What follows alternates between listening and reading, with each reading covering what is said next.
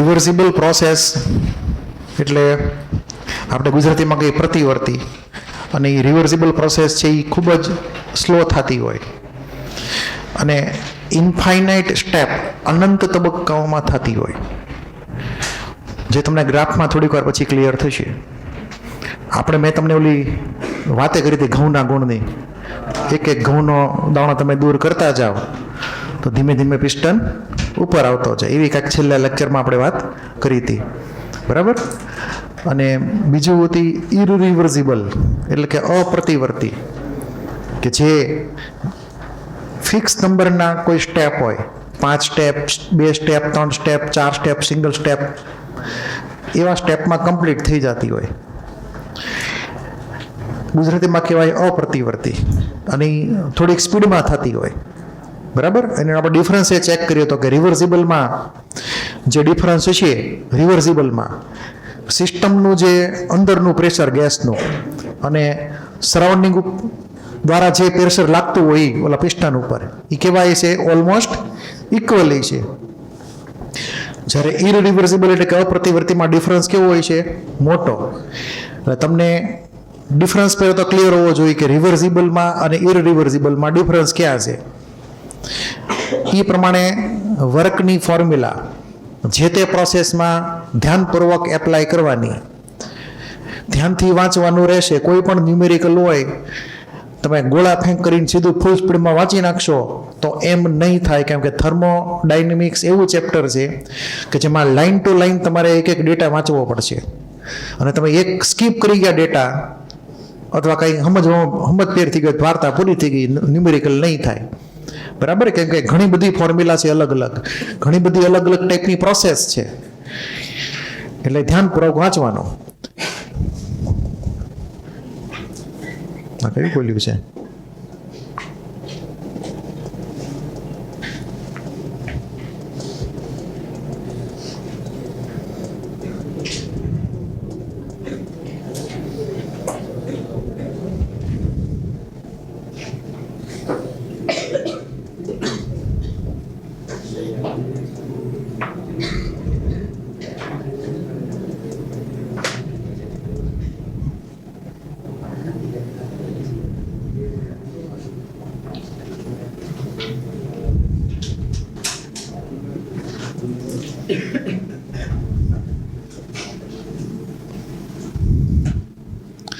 આપણે આ છેલ્લે કર્યું હતું ને, બરાબર. આ તમને મેં આની ઝેરોક્સ એ આપેલી છે. આ તમે ટેબલ વાંચી શકીએ કે ઓળખી રીતે? આ બધું હરખી રીતે વાંચવાનું હતું, ને એમાં એકવાર ખાલી એનું રિકેપ જોઈ લઈ. શું હતું એ કે અહીંયા જે આવશે સ્લોપ, આ ખાસ યાદ રાખવાનું છે, બરાબર. કે પી વર્સિસ વીનો ડાયાગ્રામ હોય તો સ્લોપ એટલે કે ઢાળ, ડીપી બાય ડીવી, તમને ખબર ને, DY by DX. Y versus X ના ગ્રાફમાં શું આવે? Slope DY by DX. એમ ડીપી બાય ડીવી આવશે પી વર્સિસ વી ના ગ્રાફમાં. એ કેટલો હોય છે? Minus P by V. જો પી ની વેલ્યુ અને વી ની વેલ્યુ હરખી હોય તો સ્લોપ કેટલો આવે? બોલો, 1 આવે. તો એ પોઈન્ટ કયું હોય છે? તમને યાદ હોય તો આપણે આઇસોથર્મલ પ્રોસેસની અંદર બોઇલ લો જે હતો એનો ગ્રાફ ડ્રો કર્યો તો, યાદ હોય તો. અને એમાં પી વર્સિસ વી નો ડાયાગ્રામ, અને એની અંદર આવી રીતે આમ આ કયો સ્ટેપ કહેવાય? Rectangular hyperbola. અને તમને ક્લિક થવું જોઈએ કે અહીંયાથી આપણે 45 ડિગ્રીએ 45 ડિગ્રીએ જો લાઈન ઇમેજિન કરીએ આ પોઈન્ટ ઉપર, ખબર છે ને 45 ડિગ્રીએ, તો આ જે પોઈન્ટ આવે એ પોઈન્ટ ઉપર પી અને વી કેવાય છે? હરખાય છે. એટલે તમને માની લો કે આ ગ્રાફ આપી દીધો અને પછી પૂછ્યું કે આ પોઈન્ટ ઉપરનો સ્લોપ કેટલો? આ પોઈન્ટ ઉપર આ જે બ્લુ લાઈન ડ્રો કરેલી છે એ ટેન્જન્ટ છે. શું છે? ટેન્જન્ટ એટલે કે સ્પર્શક ગુજરાતીમાં કહેવાય. આપણે કોઈ પણ પોઈન્ટ ઉપરનો સ્લોપ એટલે કે ઢાળ જોતો હોય તો ત્યાં ટેન્જન્ટ ડ્રો કરવાનો, સ્પર્શક ડ્રો કરવાનો, અને એ આપણને એની સ્લોપની વેલ્યુ આપશે. એટલે કે આ સ્ટ્રેટ લાઇનનો સ્લોપ જે છે આનો સ્લોપ કહેવાય, એ પોઈન્ટનો. એવું તમે મેથ્સમાં ભણી ગયા હશો. તો P by V minus P by V, clear? એટલું પી ને વી કેવા થઈ ગયા? હરખા. બરાબર છે. તો આઇસોથર્મલ પ્રોસેસમાં જો અહીંયા ઢાળ વધારે હતો, ધીમે ધીમે ઢાળ કેવો થતો ગયો? ઓછો થતો ગયો. એવું તમને થોડું ઘણું બેઝિક નોલેજ મેથ્સનું હોવું જોઈએ આમાં. તો આઇસોથર્મલ પ્રોસેસની અંદર જે P વર્સિસ V નો ડાયાગ્રામ છે ડિફોલ્ટ કેવો આવશે? આ ટાઈપનો રેક્ટેન્ગ્યુલર હાઇપરબોલા, જે બોઇલના નિયમમાં આપણે ડ્રો કરેલો છે. ત્યારબાદ બીજી વાત એ કે તમે ફ્લોટ એપ્લાય કરશો. ફ્લોટ ખબર છે ને? Delta you equal to Q plus W, એને ફ્લોટ કહેવાય. તો આઇસોથર્મલ પ્રોસેસ હોય તો મેં તમને અહીંયા ફોર્મ્યુલા લખીને આપેલી છે ડેલ્ટા યુની. ડેલ્ટા યુની ફોર્મ્યુલા કઈ છે? NCVM ડેલ્ટા ટી, અને ડેલ્ટા ટી તો 0 છે, તો ડેલ્ટા યુ 0 થઈ ગયો આખી આઇસોથર્મલ પ્રોસેસમાં. કોઈ પણ ટાઈપની પ્રોસેસ હોય, રિવર્સિબલ, ઇરરિવર્સિબલ કે ફ્રી એક્સપેન્શન, બધામાં 0 સમજવાનું છે તમારે. ફ્રી એક્સપેન્શનનો મતલબ એમ કે ઓપોઝિંગ ફોર્સ જ ન લાગતો હોય, એક્સટર્નલ પ્રેશર જે લાગતો હોય પિસ્ટન ઉપર 0 હોય. એટલે ઇમેજિન કરો કે તમે એક બોક્સ લઈ લીધું સિલિન્ડર, એને સીધું સ્પેસમાં મોકલી દીધું, તો સ્પેસમાં કોઈ ફોર્સ લાગે ઓલા પિસ્ટન ઉપર? ન લાગે ને. તો એ જે એક્સપાન્ડ થાય પિસ્ટન, એ 0 એક્સટર્નલ પ્રેશર માટે, તેને કહેવાય વેક્યુમ. તો એક્સપેન્શન અગેન્સ્ટ વેક્યુમ, એમાં P એક્સટર્નલ 0 હોય. બરાબર છે? P એક્સટર્નલ 0 હોય તો વર્ક એ 0 થાય. બરાબર? તો અહીંયા બધા જે લખેલા છે કે ડેલ્ટા યુ 0 છે, વર્ક એ 0 છે, તો ક્યુ પણ 0 થઈ ગયો. એ તમે બધું ફ્લોટ ઉપરથી સમજી શકશો. બીજું એ બાકીના બે કેસ જે છે રિવર્સિબલ ને ઇરિવર્સિબલમાં, એમાં જે ક્યુ જે છે એ કોના જેટલો થશે? અરે કેમ આવું થાય?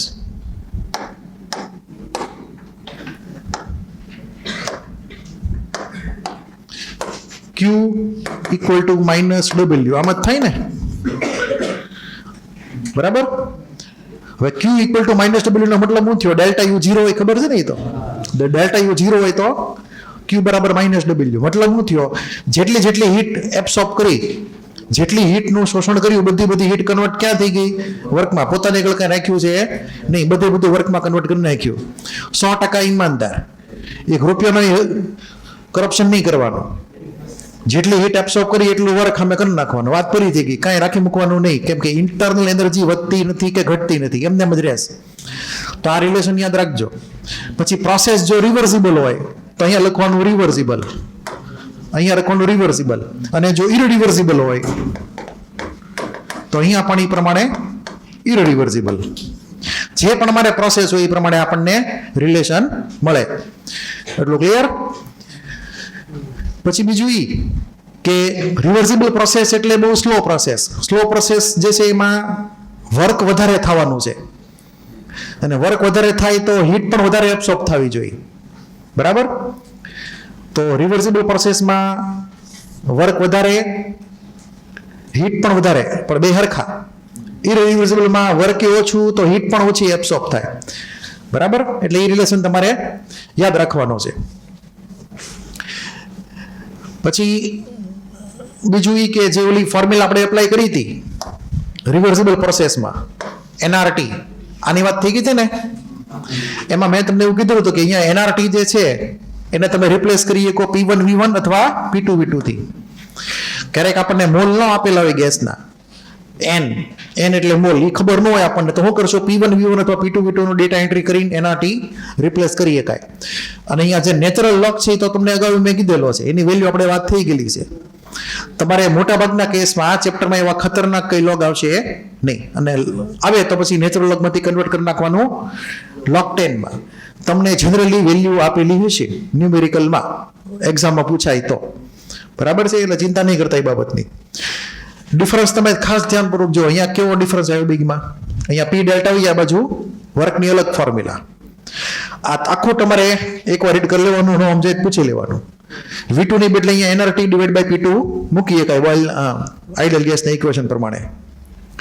પછી એન્ટ્રોપીની વાત હતી. એન્ટ્રોપીના કેસમાં આપણે વાત ઇનડાયરેક્ટલી કરી નાખેલી છે આ બધી, તમને યાદ હોય તો. એક વસ્તુ અહીંયા યાદ રાખજો, જો આ entropy change of the system છે, દેખાય છે ને બધાને? બધામાં જો હરખી જ ફોર્મ્યુલા છે. શું કામ? તો કે એન્ટ્રોપી શું છે? સ્ટેટ ફંક્શન છે. સ્ટેટ ફંક્શન જે છે ને એની વેલ્યુ હરખી જ રહે. પ્રોસેસ ગમે એ ટાઈપની હોય, રિવર્સિબલ હોય, ઇરરિવર્સિબલ હોય કે પછી ફ્રી એક્સપેન્શન હોય. સિસ્ટમની એન્ટ્રોપી માટે ધ્યાન રાખજો, હું કોની માટે કહું છું? સિસ્ટમની એન્ટ્રોપીનો ચેન્જ પ્રોસેસ રિવર્સિબલ કે ઇરિવર્સિબલ, ફ્રી એક્સપેન્શન હરખી જ આવશે. એક જગ્યાએ હરખી નહીં આવે એ એડિયાબેટિકમાં. કેમ કે કેમેસ્ટ્રી છે એટલે એક્સેપ્શન રહેવાના કે ન રહેવાના, કેમેસ્ટ્રી છે એટલે એક્સેપ્શન હશે જ, યાદ રાખજો. અહીંયા મેં બધું હરખું લખેલું છે, બરાબર? એટલે સિસ્ટમ માટે કોઈ ઇસ્યુ નથી. એટલે આપણે અહીંયા આઇસોથર્મલ માટે કહીએ કે એવું, આઇસોથર્મલ માટે કે આ ત્રણેય હરખા છે ફોર્મ્યુલા વાઇઝ. એટલે સપોઝ તમે V2 V1 હરખા રાખો દરેકમાં V2 ને V1 હરખા રાખો તો હરખી જ એન્ટ્રોપીનો ચેન્જ આપણને મળશે. એટલે આઇસોથર્મલમાં તમારે ખાસ ધ્યાન રાખવાનું છે. આ રિલેશન તમે એડ કરી દેજો સાઈડમાં.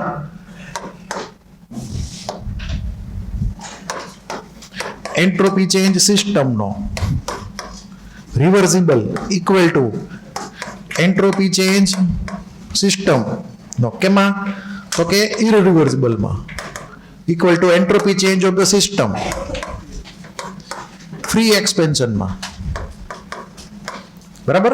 આ ત્રણેય હરખા આવશે જો V2 V1 હરખા હોય તો. એટલે કન્ડિશન મૂકી દઈએ, if V2 and V1 same for all process.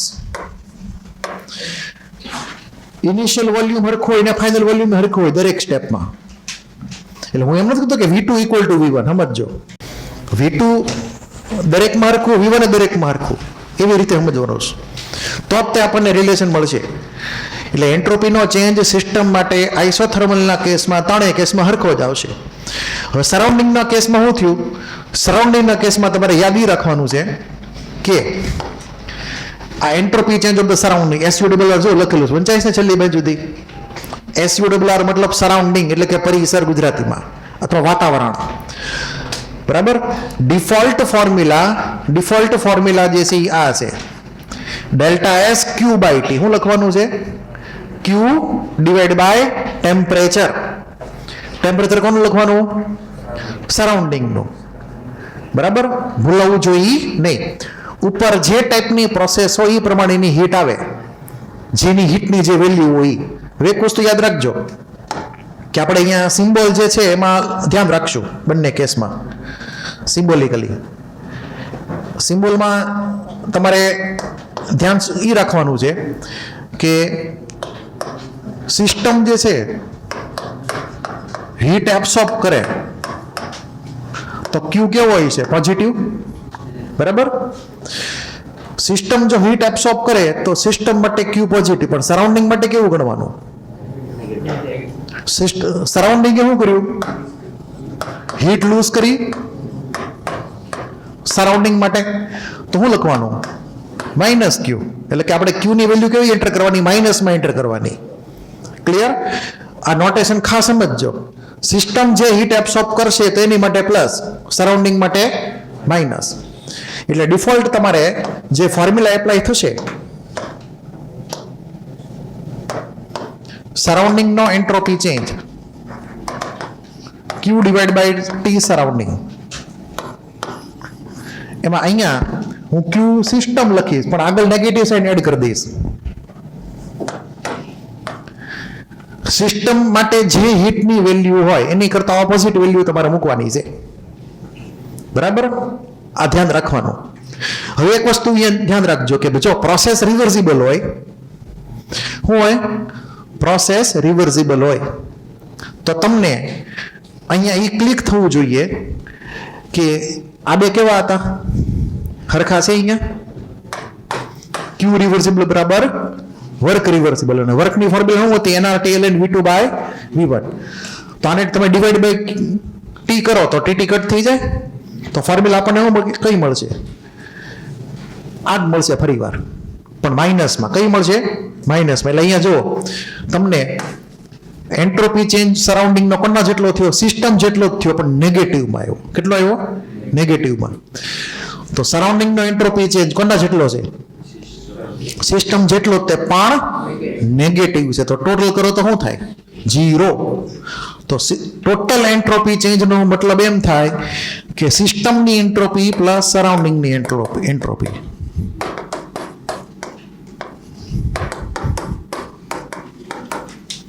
હવે તમારે યાદ રાખવાનું છે ડિફોલ્ટ કે જ્યારે પ્રોસેસ રિવર્સિબલ છે ત્યારે ડિફોલ્ટ કેસમાં તમારે અહીંયા ટોટલનો આન્સર કેવો આવશે? 0. જો પ્રોસેસ રિવર્સિબલ હશે તો, નહીતર નહીં. બરાબર? અને રિવર્સિબલમાં મેં તમને કીધું એમ સરાઉન્ડિંગની વેલ્યુ કોના જેટલી? સિસ્ટમ જેટલી, પણ સાઇનમાં ઓપોઝિટ. એટલા માટે બધું કેન્સલ થઈને 0 થઈ જશે. મેં કીધું સમજાણું? ધ્યાન રાખજો. જ્યારે પ્રોસેસ જો ઇરિવર્સિબલ હોય, અપ્રતિવર્તી હોય, અમુક સંખ્યાના સ્ટેપમાં પૂરી થઈ જતી હોય, 1 સ્ટેપ 2 સ્ટેપ 3 સ્ટેપ એવી રીતે, તો પછી સિસ્ટમની ફોર્મ્યુલામાં કોઈ ચેન્જ આવ્યો નહીં. ચેન્જ કેમાં આવશે? સરાઉન્ડિંગમાં. એમાંય તો ક્યુ બાય ટી જ તે, પણ હવે કયો ક્યુ આવશે? ઇરિવર્સિબલ નો ક્યુ. અને ઇરિવર્સિબલના ક્યુમાં ક્યુ બરાબર ડબલ્યુ હતું, માઇનસ ડબલ્યુ. તો ફોર્મ્યુલા કેવી? P external delta V. હવે અહીંયા તમે ઓલી એનઆરટી વાળી ફોર્મ્યુલા મૂકી ન ક્યાં? અહીંયા જો ફોર્મ્યુલા ફરી ગઈ. એટલે વર્ક જે હતું બરાબર, Q equal to W minus W, એ વર્ક કયું હતું? પી ડેલ્ટા વી હતું. એટલે એ નીચે આપણે લખ્યું. અને ટી કયું મૂક્યું નીચે? સરાઉન્ડિંગનો. ક્યારેય તે સિસ્ટમનો ટેમ્પરેચર નીચે મૂકતા નહીં. બરાબર? સરાઉન્ડિંગનો તમારે ટી મૂકવાનું છે. પણ એક વસ્તુ યાદ રાખજો કે જનરલી એવું ઓબ્ઝર્વ થશે ન્યુમેરિકલમાં કે જ્યારે આઇસોથર્મલ પ્રોસેસ હોય ત્યારે સિસ્ટમનું ટેમ્પરેચર અને સરાઉન્ડિંગનું ટેમ્પરેચર ઓલમોસ્ટ ઇક્વલ છે. થોડોક જ ડિફરન્સ છે, થોડોક જ તે. કેમ કે હીટ જે છે એ ખૂબ જ સ્લોલી ટ્રાન્સફર થવાની છે. મોટો ડિફરન્સ હોય ટેમ્પરેચરનો તો શું થાય? હીટ ફૂલ સ્પીડમાં ટ્રાન્સફર થઈ જાય. તો વર્કે વધારે સ્પીડથી કરવું પડે એ પ્રમાણે ટેમ્પરેચર કોન્સ્ટન્ટ રાખવા હાટું. એટલે હીટનો ટ્રાન્સફર પણ ખૂબ ધીમો હોય છે એ વખતે. બરાબર? તો અહીંયા આની વાત આપણી કમ્પ્લીટ. હવે અહીંયા જો ધ્યાન આપજો, ફ્રી એક્સટેન્શનનો મતલબ શું થયો? તો કે ભાઈ ક્યુ કેવો છે? એમાં 0 હતો, યાદ છે ને? ફ્રી એક્સટેન્શનમાં ક્યુ 0 આવ્યો હતો. અને ક્યુ બાય ટીમાં ક્યુ 0 હોય તો શું થાય? 0. તો સિસ્ટમનો એન્ટ્રોપીનો ચેન્જ કેવો? સરાઉન્ડિંગનો એન્ટ્રોપીનો ચેન્જ કેવો થઈ ગયો? 0. ડિફોલ્ટ મેં તમને કીધેલું છે ક્યુ બાય ટી સમજવાનું છે સરાઉન્ડિંગ માટે. એમાં ક્યુ 0 વાર્તા પૂરી. તો હીટ ટ્રાન્સફર થતી જ નથી સરાઉન્ડિંગમાંથી સિસ્ટમમાં. તો સરાઉન્ડિંગનો એન્ટ્રોપીનો ચેન્જ આવશે નહીં. તો અહીંયા 0 લખેલું છે. પણ સિસ્ટમની એન્ટ્રોપી તો હતી કે નહોતી? સિસ્ટમની એન્ટ્રોપી તો હતી જ તે, કેમ કે એનું વોલ્યુમ વધી ગયું અથવા ઘટી ગયું, જેને લીધે અહીંયા એન્ટ્રોપીનો ચેન્જ આવશે. બરાબર છે? તો અહીંયા delta S total greater than 0 સમજવાનું જો V2 મોર દેન V1 હોય તો. એટલું ક્લિયર છે? આ વાત હતી આઇસોથર્મલની. આના ન્યુમેરિકલ તમને બહુ ઇઝી પૂછાય એવા. ખાલી આને V2 V1 આપેલું હોય કે P1 P2 આપેલું હોય તો તમે એ પ્રમાણે વર્કને બધું ઇન્ટર કન્વર્ઝન ફાઇન્ડ કરી શકો. વર્ક વખતે તમારે યાદ રાખવાનું છે વર્કને ઇન્ટર કન્વર્ઝનમાં. આ રિલેશન તમે યાદ રાખજો કે 1 લિટર ATM બોલો કેટલા થશે? 101.3 જૂલ. અથવા 1 લિટર બાર આપેલું હોય તો શું આવશે? 100 જૂલ. હવે તમારે ધ્યાન પાછું એ રાખવાનું છે કે અહીંયા જે R ની જે ફોર્મ્યુલા છે, R દેખાય છે ને બધાને? R નો તમારે યુનિટ પ્રોપર લેવાનો, પ્રોપર યુનિટ લેવો પડશે. બરાબર? જો નેચરલ લોગ વાળી તમને કોઈ યુનિટ હોતો નથી, ખાસ ધ્યાન રાખજો. નેચરલ લોગ પછી શું છે? V2 by V1 કેન્સલ થઈ ગયું, એને કાંઈ યુનિટ બનિટ છે નહીં. તો યુનિટ નક્કી કોણ કરશે? Capital R. તમે કેપિટલ R ની અલગ અલગ વેલ્યુમાં અલગ અલગ યુનિટ તમને ખબર છે. એક વેલ્યુ હતી 0.082 લિટર ATM પર કેલ્વિન પર મોલ. તો આપણને વર્ક કેમાં મળે? લિટર ATMમાં. પછી એને કન્વર્ટ કરવું પડે જૂલમાં. પાછું એવું ન કરવું હોય તો શું કરવાનું? R ની વેલ્યુ કઈ મૂકવાની? 8.314 જૂલ પર કેલ્વિન પર મોલ. અથવા એની બદલે બીજો કયો નંબર? તો 25/3. એ પણ નંબર છે. એટલે તમારે R ની વેલ્યુ મૂકવામાં ધ્યાન રાખવાનું. તમને યુનિટ કયો આપેલો છે ફાઇનલ આન્સરમાં? સપોઝ કેલરીમાં માંગ્યો હોય તો આન્સર તો શું કરશો? R ની વેલ્યુ કઈ મૂકવાની? કેલરીમાં. એટલે 2 કેલરી પર કેલ્વિન પર મોલ. સૌથી વધારે ચાન્સ છેતરાવાનો યુનિટમાં છે. ઓપ્શન પહેલા ચેક કરવાના, કયા ઓપ્શનમાં વર્ક માગેલું છે, મતલબ કયા યુનિટમાં વર્ક માગેલું છે, જૂલમાં, કેલરીમાં કે પછી લીટર એટીએમમાં. એ પ્રમાણે આરની વેલ્યુ સિલેક્ટ કરવાની અને પછી એન્ટ્રી કરવાની, નકર ટાઈમ બગડશે અને બીજા 5 પ્રશ્ન નહીં થાય. બરાબર છે. એટલે પહેલેથી યુનિટ ચેક કરી લેવાના, કયા યુનિટમાં આન્સર જોઈએ છે, નકર ટાઈમ બગડશે એક્ઝામ વખતે. હવે આઇસોથર્મલની વાત કમ્પ્લીટ થઈ ગઈ. ક્લિયર એટલું? હવે એનો એક ગ્રાફ ચેક કરી લઈએ આપણે.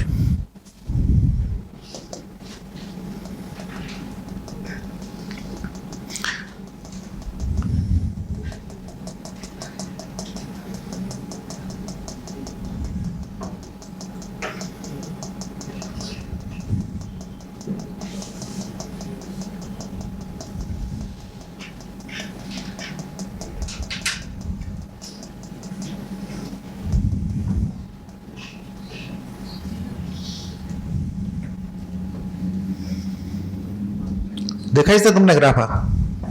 કે નથી દેખાતો? હવે જો આ જે ગ્રાફ જે છે માથે લખેલું વાંચો, હું લખ્યું જુઓ.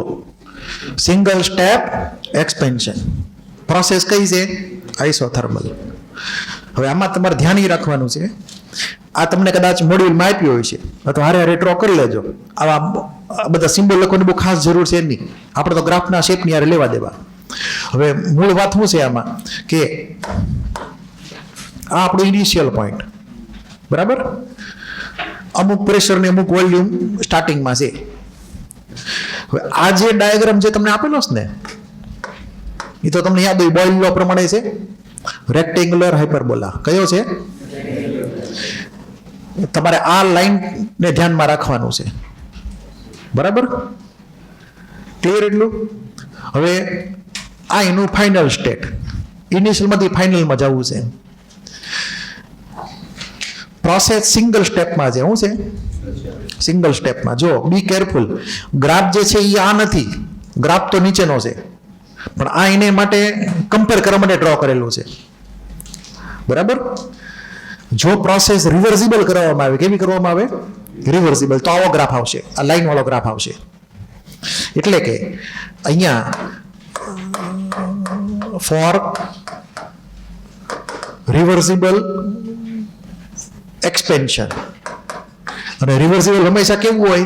ઇનફાઇનાઇટ સ્ટેજ હોય. કેવું હોય? Infinite stage.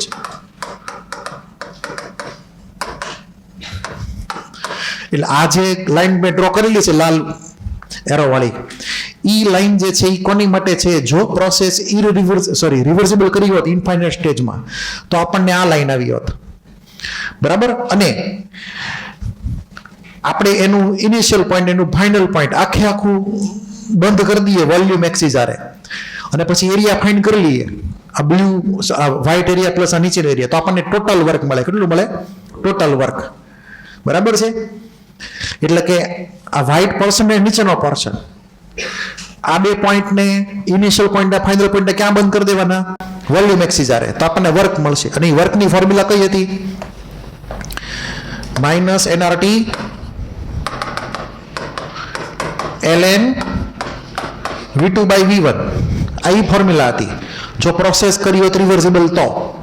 પણ માની લો કે સિંગલ સ્ટેપમાં કરી હોત તો શું થાય? તો એની યાર કમ્પેર કરવાનું. એટલે આ વ્હાઇટ પ્લસ બ્લેક આખો એરિયા છે, હોલ એરિયા. સિંગલ સ્ટેપમાં જો પ્રોસેસ કરવામાં આવે તો શું કરવાનું છે તમારે? ધ્યાન આપજો. આની અંદર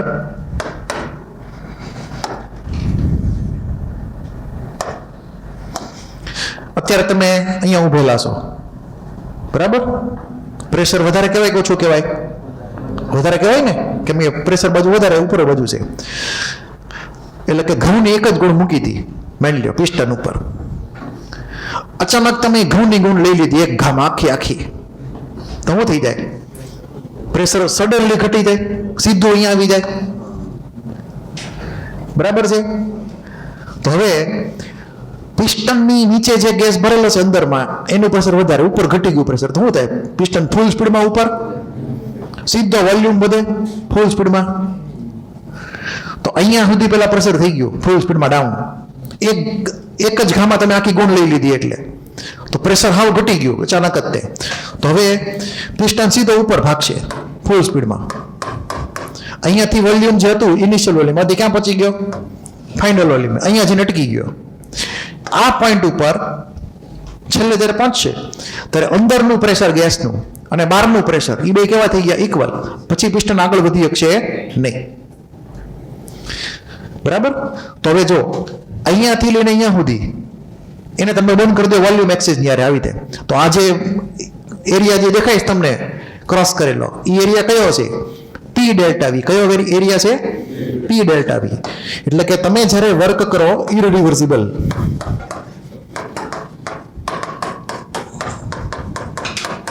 ડેલ્ટા વી ખબર છે ને? Final volume minus initial volume. આ ઈ એરિયા થઈ ગયો. હવે તમે જુઓ તો આ વ્હાઇટ પોર્શન કવર થયો, એમાં પ્રોસેસ સિંગલ સ્ટેપમાં કરી તો આટલો લોસ ગયો, આટલા વર્કનો વ્હાઇટ કલરનો. બરાબર. જો પ્રોસેસ ઇન્ફાઇનાઇટ સ્ટેજમાં કરી હોત તો વ્હાઇટ પોર્શન આવી ગયો હોત એરિયાની અંદર, વર્કની અંદર, તો આટલો લોસ ગયો એનો. મતલબ સિંગલ સ્ટેપમાં કરો તો પી ડેલ્ટા વી આટલું જ વર્ક મળે, ઇન્ફાઇનાઇટ સ્ટેજમાં કરો તો આપણને white plus black total area મળે. મતલબ વર્ક વધી ગયું ઇન્ફાઇનાઇટ સ્ટેજમાં. ક્લિયર? આ તો સિંગલ સ્ટેપનો ગ્રાફ હતો. ડ્રો થઈ ગયો બધાને? કોઈને કઈ ડાઉટ? તમે નોટેશન તમારે યુઝ કરી શકો. અહીંયા મેં પી ડબલ પ્રાઇમ ને વી ડબલ પ્રાઇમ લખેલું, તમે નોટેશન ગમે એ વાપરો. અહીંયા પીઆઈ વીઆઈ ને અહીંયા પીએફ વીએફ એમ સમજી શકો તમે. આ ડ્રો થઈ ગયું ને? તો આ સિંગલ સ્ટેપનો ગ્રાફ છે, ભૂલાવું જોઈએ નહીં. આ એરો નો મતલબ શું કે વોલ્યુમ સીધું વધી ગયું, પ્રેશર સડનલી ઘટી ગયું. પહેલા એક જ ઘરમાં ગુણ લઈ લીધી એટલે. હવે જો 2 સ્ટેપમાં કરીએ તો શું થાય? જો પ્રોસેસ 2 સ્ટેપમાં કરીએ તો શું થાય છે?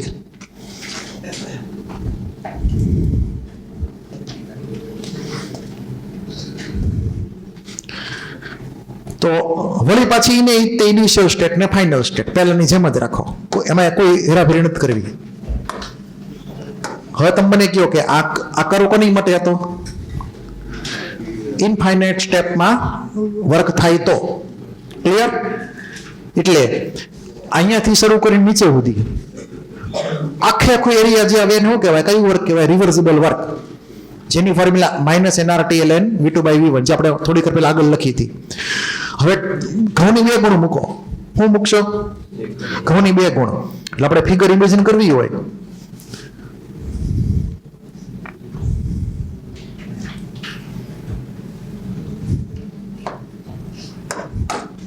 તો આપણે ઘઉંની 2 ગુણ મૂકી દઈએ ઉપર.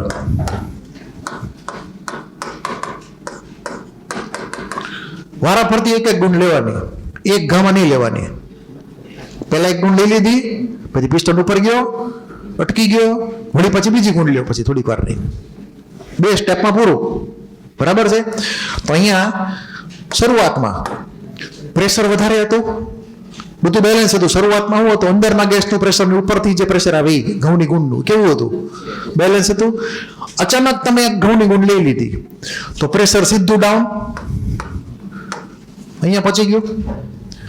હવે અહીંયા હજી અટકી ગયું પ્રેશર. એક ઘઉંની ગુણનું પ્રેશર એટલું હતું. હવે શું થાય છે? પિસ્ટન સીધો ઉપર જશે તો પિસ્ટન સીધો કઈ ટ્રાન્સફર થશે? અહીંયા પહોંચીને અટકી જશે. પ્રેશર પહેલા અહીંયા સુધી ઘટી ગયું, પછી વોલ્યુમ વધ્યું, સડન ડિક્રીઝ થયો, અચાનક પ્રેશર ઘટી ગયું, સીધું તમારે નીચે જવાનું ગ્રાફમાં. પછી પિસ્ટનને એક્સપેન્ડ કરાવવાનો, અહીંયા પહોંચશે. અહીંયા પહોંચીને શું થશે? અટકી જશે. કેમ કે અહીંયા પહોંચે એટલે શું થઈ જાય? અંદર બહારનું પ્રેશર ઇક્વલ, એટલે પછી પિસ્ટન ઉપર જશે એ નહીં. બે બાજુના ફોર્સ સરખા થઈ ગયા એટલે. બરાબર છે? તો આ ઉપરનું જે પહેલું સ્ટેપ છે તો ફર્સ્ટ સ્ટેપ એનું વર્ક કેટલું જોતું હોય તો આટલું કરી દેવાનું. જો આ એરિયા દેખાય છે તમને રેક્ટેંગલ માર્ક કરેલો એરિયા છે, એ એનું વર્ક થયું. ફર્સ્ટ સ્ટેજનું વર્ક થયું. કેટલું? ફર્સ્ટ સ્ટેજનું વર્ક થયું. બરાબર છે? પછી શું કર્યું? વળી પાછું એનું તે બીજી ગુણ લઈ લીધી. ધારો કે બીજી ગુણ લઈ લીધી, એમાં શું કર્યું? સીધું પ્રેશર ડાઉન, અહીંયા પહોંચી ગયા. સીધું પ્રેશર અહીંયા લઈ લીધું. વળી પાછો પિસ્ટન એક્સપાન્ડ થયો, અહીંયા પહોંચી ગયો, નેજ અટકી ગયો. તો એટલું એક્સ્ટ્રા વર્ક આવ્યું બીજી સ્ટેજમાં. તો આ પહેલા સ્ટેજનું વર્ક, આ બીજા સ્ટેજનું વર્ક. ફાઇનલમાંથી પહોંચી ગયા, ઇનિશિયલમાંથી પહોંચી ગયા ફાઇનલે. ટોટલ 2 સ્ટેપમાં પ્રોસેસ થઈ. કેટલા સ્ટેપમાં? 2 સ્ટેપમાં. આ વ્હાઇટ પોર્શન કવર ન થયો, આ વ્હાઇટ પોર્શન કવર ન થયો, પણ પહેલા કરતા ફાયદો થયો કે ન થયો? આની પહેલાના કેસમાં ઘણો બધો વ્હાઇટ પોર્શન બાકી રહી ગયો હતો, હવે થોડોક ઓછો વ્હાઇટ પોર્શન બાકી રહ્યો. મતલબ 2 સ્ટેજનું વર્ક વધારે હતું સિંગલ સ્ટેજ કરતા. મતલબ એવો થયો. ક્લિયર છે બધાને? તો આ જે છે એ 2 સ્ટેજ વર્ક છે. એટલે તમને ક્લિયર હોવું જોઈએ કે આ જે છે એ ફર્સ્ટ સ્ટેજનું વર્ક છે અને આ સેકન્ડ સ્ટેજનું વર્ક છે. બેને ભેગા કરી દો તો આપણને ટોટલ વર્ક મળે. તો અહીંયા આપણે ટોટલ વર્ક જોતું હોય, ધારો કે વર્ક ઇરરિવર્સિબલ, તો વર્ક સ્ટેજ 1 નું પ્લસ વર્ક સ્ટેજ 2 નું, બંનેમાં ફોર્મ્યુલા કઈ આવશે? P delta V. એમાં બંનેનું પી અલગ અલગ આવશે, બરાબર છે. આનું પી કેટલું લેવાનું અહીંયાથી? પી ટ્રિપલ પ્રાઇમ. અને વોલ્યુમનો જે ચેન્જ આવ્યો હોય બેમાં ફોર્મ્યુલા તમે એ પ્રમાણે પી ડેલ્ટા વીને એપ્લાય કરીને વર્ક શોધી શકો. તમને વેલ્યુ એક્ઝામમાં આપેલી છે. એટલું ક્લિયર? તો સ્ટેજ, સિંગલ સ્ટેજમાં ફર્સ્ટ સ્ટેપમાં કયું વર્ક લેશો? આ વર્ક લેશો. તો વોલ્યુમ ક્યાંથી લેવાનું? એટલું વોલ્યુમ. આમાંથી આ માઇનસ થાય. પછી સ્ટેજ 2 ના વર્ક માટે કયું પ્રેશર આવશે? આ વર્ક આવશે. આ સ્ટેજ 1, આ સ્ટેજ 2. અને વોલ્યુમ ચેન્જ કેટલો?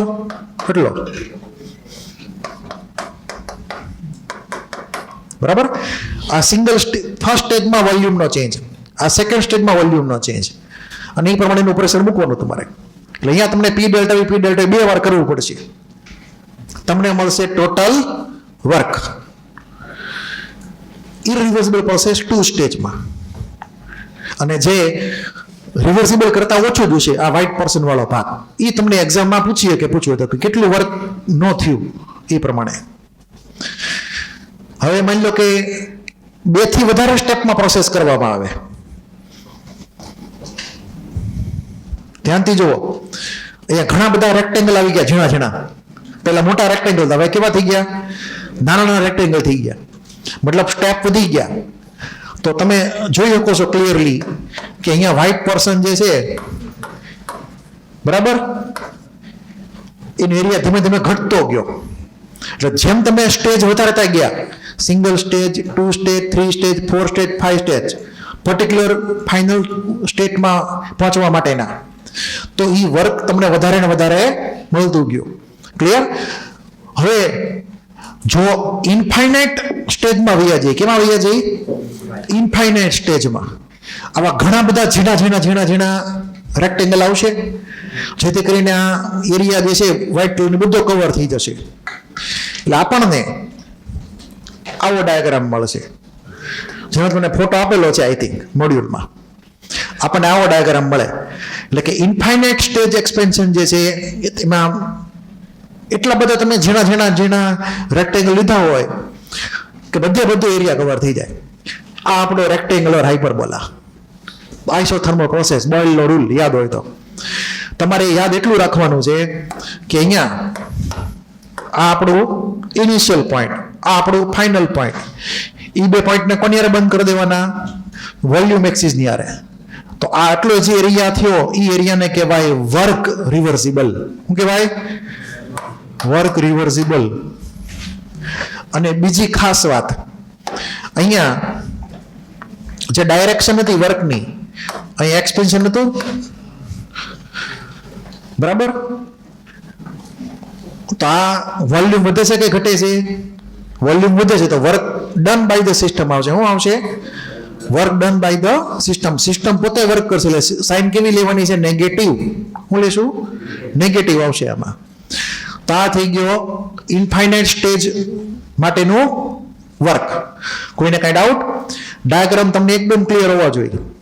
કોઈને કાંઈ ડાઉટ છે એમાં? હાલો આગળ જઈએ. હવે તો આઇસોથર્મલ વાળી વાત જે છે એ કમ્પ્લીટ. આના દેશી દાખલા તમને અવસ્થિમાં આપેલા છે. નેક્સ્ટ હવે વાત કરીએ એડિયાબેટિક પ્રોસેસની. Very very very very very very very important. Isothermal નો ભાઈ એડિયાબેટિક, અમુક સિમિલારિટી અમુક અલગ પડે, બરાબર છે. બેયની કમ્પેરિઝન ખૂબ જ ઇમ્પોર્ટન્ટ છે, ધ્યાન રાખજો.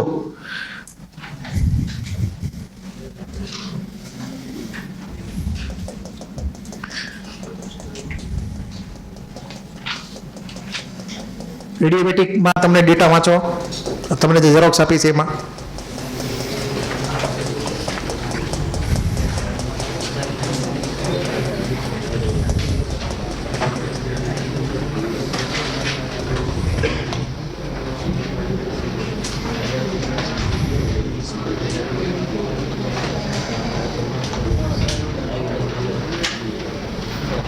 છેલ્લી પદ્ધતિ દેખાય છે.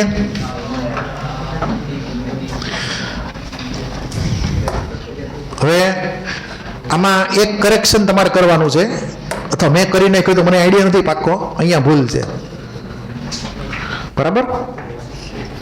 ત્યાં ફોર્મ્યુલા ભૂલથી ખોટી લખાઈ ગઈ છે. પી ને ટી તમારે એક્સચેન્જ કરવાના છે. શું કરવાના છે? તમને શું આપેલું છે એમાં? આ જ છે ને? તો તમે ફોર્મ્યુલામાં એક્સચેન્જ કરશો. T race to gamma p raised to 1 minus gamma equal to constant.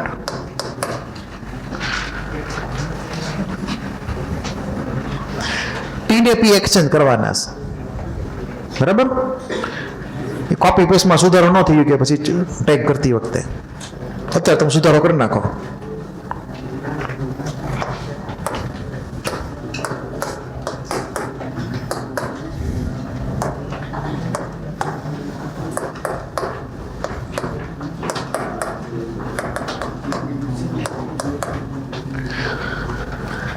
t raised to gamma p raised to 1 minus gamma equal to constant, બરાબર છે.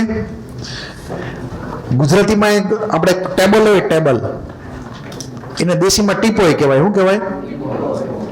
કદાચ અમુક લોકોને ખબર છે. તો ટીપોયમાં ટી પહેલા આવે કે પી પહેલા આવે? ટી પહેલા આવે ને, બરાબર. તો એની ઉપરથી ધ્યાન રાખજો. ટી રેસ્ટ નીચે મૂકી દે, ગામા માઇનસ 1 કોન્સ્ટન્ટ. ટી પોય અમે અહીંયા ગામા માઇનસ 1 ટી પોય એમ નીચે આવશે, પી નીચે આવશે. એમાં આવી રીતે ચેન્જ કરી નાખવાનું. 1 માઇનસ ગામા સારો ન લાગે પાછું, કેમ ગામાની વેલ્યુ મોર ધેન 1 છે એટલે પ્રોબ્લેમ થાય. એટલે આપણે આ ફોર્મેટમાં લખશું એને. ટી પોય T raise to gamma divide by P raise to gamma minus 1 ને ગામા ખબર છે ને મોર ધેન 1 છે. અને ગામા શું હતો? સીપી અને સીવી નો રેશિયો હતો, બરાબર. અલગ અલગ ટાઈપના ગેસ માટે સૌથી મહત્વની વાત કે આપણે આઇસોથર્મલમાં પીવી ઇક્વલ ટુ કોન્સ્ટન્ટ માન્યું હતું, યાદ છે ને, બોઇલ લો. પણ આમાં અલગ સિસ્ટમ છે.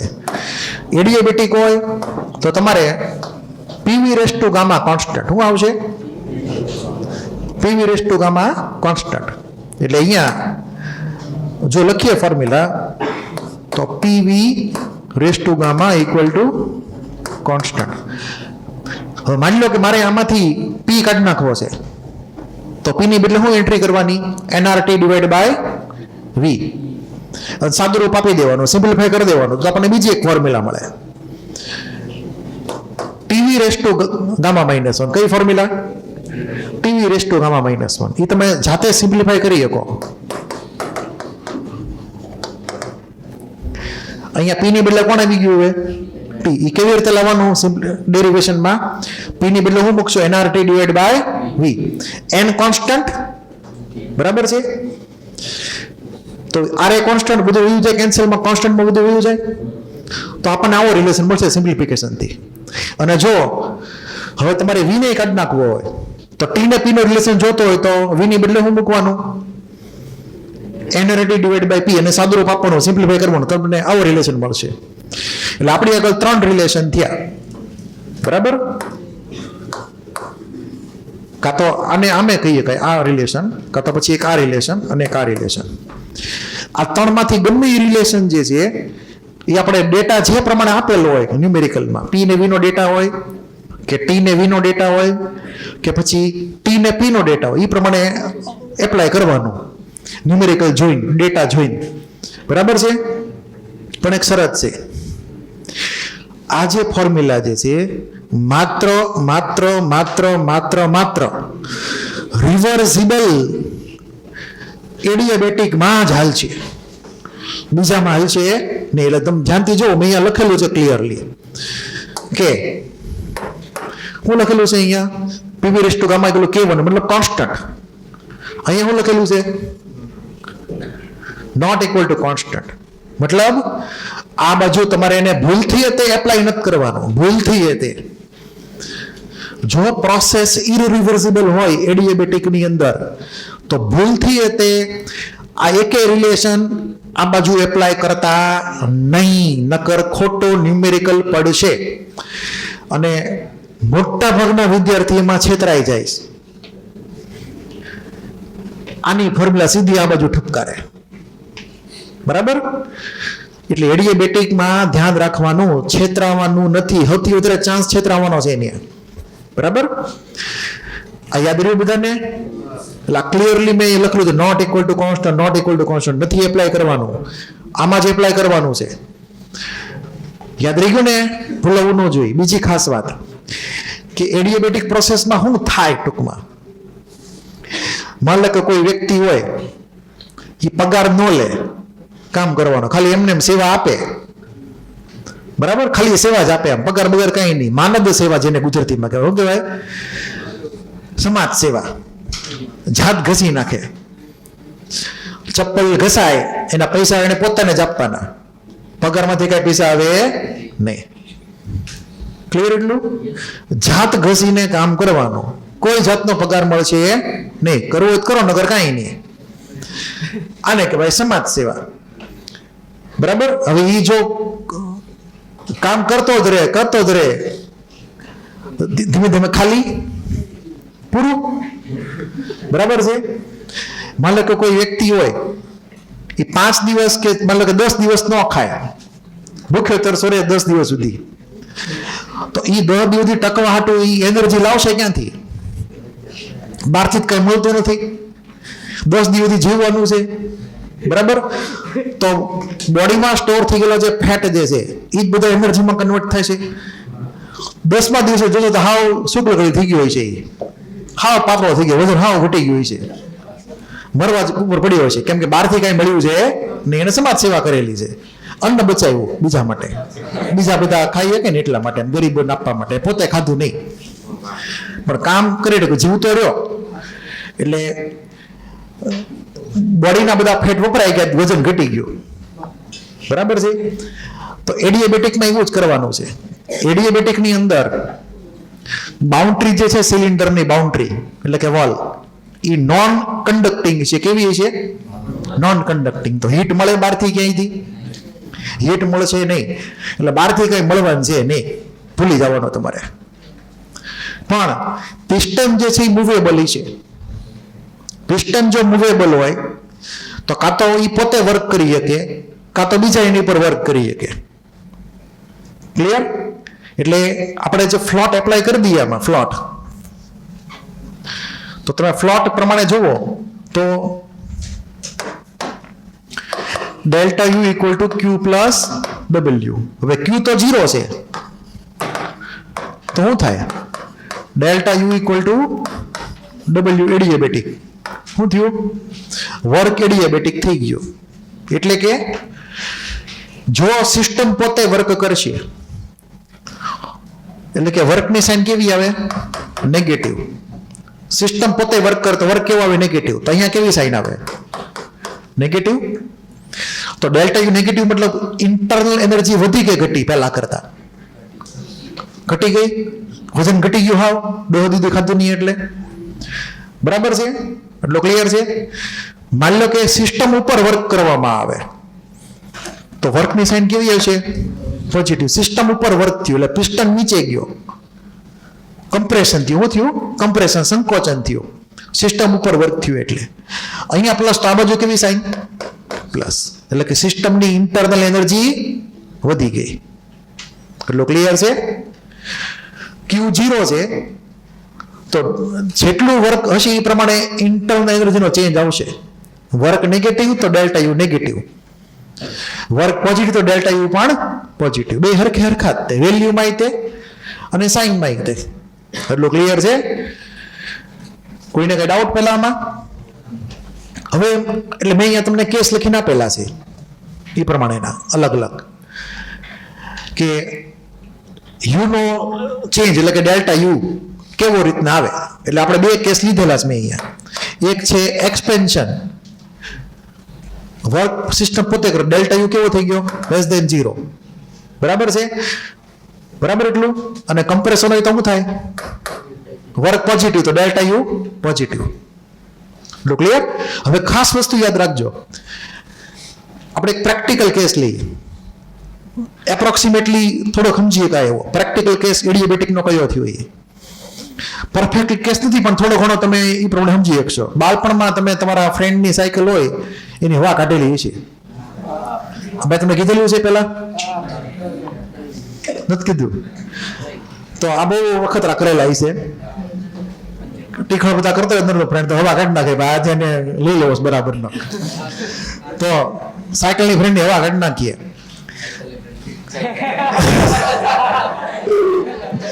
ફ્રેન્ડની સાયકલ નહીં તો હવે માની લો શું હોય, ઉનાળો હોય, બરાબરનો ધમ ધકતો બપોર છે એ વખતે ટેમ્પરેચર 12 વધારે હશે બહુ, અને તમારે ઠંડક જોતી છે, એસીમાં બેસવાનો ચાન્સ નથી મળવાનો. તમે કંઈક લોજિક લગાડો. ઓલાની જે ટાયર હોય એમાં એને ફૂલ હવા પુરાવેલી હોય પહેલા સવારના પોરમાં, અને ઉનાળો છે બરાબરનો, કે અંદર પ્રેશર વધી ગયું કે ન વધી ગયું? અંદર પ્રેશર વધી ગયું હોય ને ટાયરમાં, બહાર ટેમ્પરેચર વધારે છે. ટાયર ટ્યુબ જે છે, ટાયર ટ્યુબ એક ટાઈપનું રબર છે, અને રબર છે જનરલી કેવું છે? નોન કન્ડક્ટિંગ છે. હીટનું કેવું છે? Approximately non conducting. પરફેક્ટ તો નથી કેવું પડે, એપ્રોક્સિમેટલી નોન કન્ડક્ટિંગ. તો અંદરનો જે ગેસ છે, અંદરનો ગેસ એ આપણે માની લે કે ટેમ્પરેચર થોડુંક ઓછું હોય છે બહારવાળા કરતા, અને હરખું હોય તો કઈ ફેર નથી પડતો. હવે તમે જ્યારે એ વાલ્વ ખોલશો, સાયકલ ટાયરનો વાલ્વ જ્યારે ખોલશો તો અંદર તો વધારે પ્રેશર છે, બહાર ઓછું પ્રેશર છે. એટલે આખો ગેસ ફૂલ સ્પીડમાં હાઈ પ્રેશરમાંથી લો પ્રેશરમાં જશે. બરાબર છે? અને ટાયર જે છે તો નોન કન્ડક્ટિંગ છે. એટમોસ્ફિયરને અરે હીટ એક્શનનો ટાઈમ મળશે નહીં, કેમ કે પ્રોસેસ બહુ સ્પીડમાં થઈ ગઈ, ટાઈમ મળ્યો નહીં હીટ એક્શન કરવાનો એટમોસ્ફિયર અરે. તો પછી વર્ક કરવા માટે, કેમ કે વર્ક થશે ને આમાં, બહાર તો પ્રેશર છે જ તે થોડુંક એવું એક્સટર્નલ, તો સિસ્ટમ પોતે વર્ક કરશે. શું કરશે? સિસ્ટમ પોતે વર્ક કરશે. અંદરનો ગેસ બહાર જાય લો પ્રેશરમાં, હાઈ પ્રેશરથી લો પ્રેશરમાં, તો સિસ્ટમ પોતે વર્ક કરે. બરાબર? એટલે જો તમે એ વાલ્વ ઉપર આંગળી રાખશો તો તમને એમાંથી બહાર આવતી હવા ઠંડી લાગશે. કેવી છે? ઠંડી હવા લાગશે તમને. જે ટેમ્પરેચર છે ને કે ઠંડી તમને હવા લાગશે. હું કામ ઠંડી થઈ ગઈ? તો કે એ જ્યારે ગેસ બહાર આવ્યો, અંદરથી ગેસ જ્યારે બહાર આવ્યો ત્યારે એણે પોતે વર્ક કર્યું, અને વર્ક કર્યું એટલે શું થયું? એની પોતાની ઇન્ટરનલ એનર્જી ઘટી ગઈ, એનું ટેમ્પરેચર ઘટી ગયું, એટલે આપણને ઠંડી હવા લાગશે ટાયરમાંથી જે બહાર આવતી હશે એ. એટલે કે એડિયાબેટિક એક્સપેન્શન થયું. શું થયું? એડિયાબેટિક એક્સપેન્શન થયું, ઇરિવર્સિબલ. કયું થયું? કેમ કે ફૂલ સ્પીડમાં થયું હતું એટલે. બરાબર છે? તો એમાં કુલિંગ થાય. શું થાય? કુલિંગ મતલબ ઠંડુ પડે, ગેસનું ટેમ્પરેચર ઘટી જાય એટલે આપણને ઠંડી હવા લાગે. એનો ઓપોઝિટ કેસ વિચારો. ઓલા હવા ભરવાના પંપ આવે, તમે કદાચ ખ્યાલ આવે તો, જૂના જમાનામાં, હવે તો સારી સિસ્ટમ થઈ ગઈ છે, પેલા હાથથી આમ પેલા કરીએ ત્યારે એ સાયકલમાં હવા ભરાતી. જેને આ ટ્રાય કરેલી છે એને ખબર હોય કે વાલ ગરમ થઈ જાય. શું થઈ જાય? વાલ ગરમ થઈ જાય. શું કામ વાલ ગરમ થયો? તો કે તમે શું કર્યું? કમ્પ્રેશન કર્યું. બહારથી જતી હવા ટાયરમાં નાખી, ફૂલ સ્પીડમાં પ્રોસેસ થઈ, એડિયાબેટિક થઈ, કમ્પ્રેશન થયું, વર્ક તમે કર્યું સિસ્ટમ ઉપર, તો ડેલ્ટા યુ સિસ્ટમનો વધી ગયો, તો વાલ કેવો થઈ ગયો? ગરમ. તો જે વાલ્વ ગરમ થયો મતલબ ટેમ્પરેચર વધી ગયું અંદરના ગેસનું. બહાર તો એની કરતા અંદર ગેસ ગયું વધી ગયું ટેમ્પરેચર, ડેલ્ટા યુ પોઝિટિવ આવ્યું વર્ક થયું એટલે. તો આ એડિયાબેટિક નો કેસ હતો. સાયકલમાંથી હવા કાઢી નાખવી અથવા એમાં ભરવી, એકમાં કુલિંગ એકમાં હીટિંગ. યાદ રાખજો, ટ્રાય કરતા નહીં, નકર પછી પ્રોબ્લેમ થાય છે બીજા તમારા ફ્રેન્ડને. એટલે તો અહીંયા લખેલું છે ગ્રેટર કુલિંગ. હવે જો પ્રોબ્લેમ ત્યાં છે કે રિવર્સિબલ કર્યું હોત તો શું થાય? રિવર્સિબલ તો રિવર્સિબલમાં વર્ક વધારે થાય. વર્ક વધારે થાય તો ડેલ્ટા યુ વધારે ઘટે. બરાબર છે?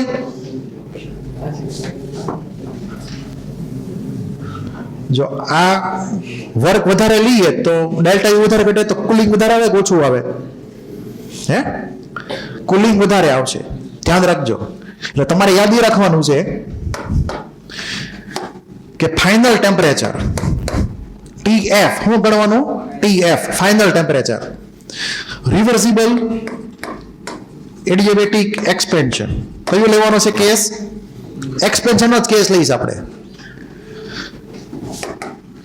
તો રિવર્સિબલ એડિયાબેટિક એક્સપેન્શન હોય એમાં જે ફાઇનલ ટેમ્પરેચરમાં તો ઓછું જ આવશે ને.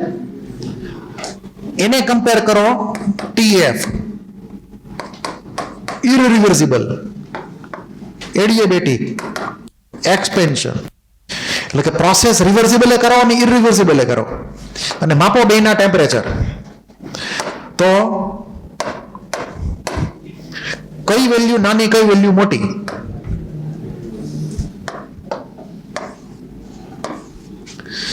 રિવર્સિબલ પ્રોસેસમાં વર્ક વધારે થયું તો ડેલ્ટા યુ મોર નેગેટિવ આવ્યો. કેવો થયો? તો ટેમ્પરેચર વધારે ઘટી ગયું, કુલિંગ વધારે થઈ ગયું, તો ફાઇનલ ટેમ્પરેચર ઘણું બધું ઘટી ગયું. ઇરરિવર્સિબલ વર્ક ઓછું થયું, ડેલ્ટા યુ ઓછો નેગેટિવ થયો, એટલે કે ફાઇનલ ટેમ્પરેચર ઓછું ઘટ્યું, એટલે કે ઓછું કુલિંગ થયું. તો ફાઇનલ ટેમ્પરેચર રિવર્સિબલનું નાનું હશે, વધારે ડાઉન ગયું છે વધારે વર્ક થવાથી. ઇરરિવર્સિબલમાં ફાઇનલ ટેમ્પરેચર ઓછું નીચે ગયું છે, એટલે કે વધારે હશે બીજા બધા કરતા. તો આ બે પૂછાઈ ગયેલો ક્વેશ્ચન છે એડવાન્સનો, મેઇનનો, પ્યોરલી લોજિકલ. બરાબર છે કે રિવર્સિબલ વર્ક વધારે હોવાથી આ પ્રમાણે આપણને ડેટા મળવાનો છે. ધ્યાન રાખજો, ઇમ્પોર્ટન્ટ છે, ટ્રિકી ક્વેશ્ચન છે. પછી બીજી ખાસ વાત કે આની અંદર, એટલે આ તમે એકવાર ચેક કરી શકશો. બરાબર. હવે જો ફ્રી એડિયાબેટિક એક્સપેન્શન હોય, ફ્રી એક્સપેન્શન હોય, P એક્સટર્નલ 0 હોય તો વર્ક થાય નહીં. આમે વર્ક તો થવાનું હતું, વર્ક 0 હતું, Q0, ડેલ્ટા યુ કેવો થઈ ગયો? 0. તો જો અહીંયા ન આવ્યું કાંઈ, અહીંયા ડેલ્ટા યુ કેવો આવ્યો? 0.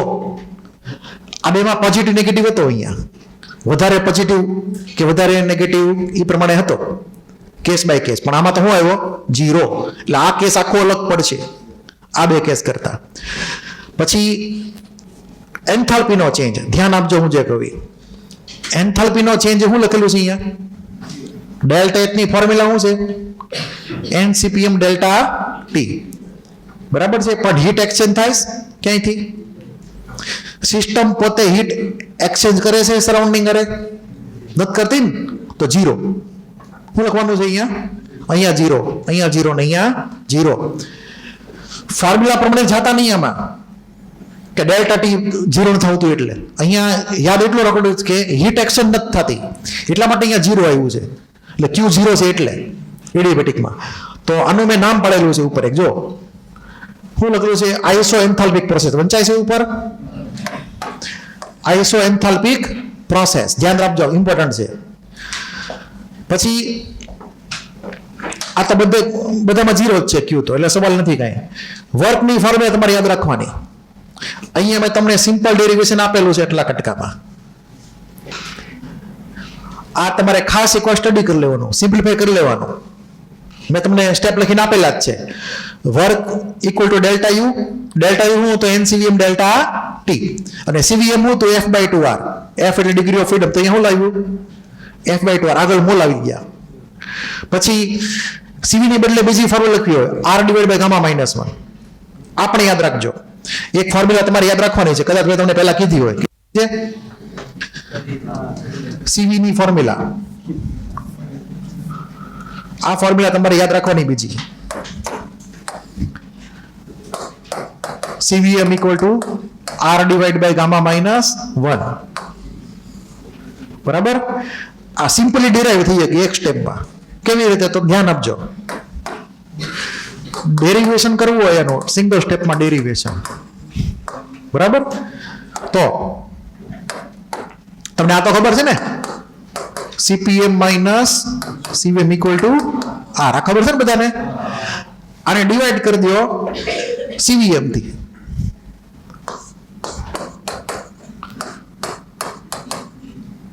બધાને મેં CVM થી ડિવાઈડ કરી દીધી. તો આ શું થઈ ગયું? ગામા થઈ ગયું. પછી આ માઇનસ ઇક્વલ ટુ આ R divide by CVM. Simplify કરી નાખો તો શું મળ્યું formula? R divide by gamma minus 1.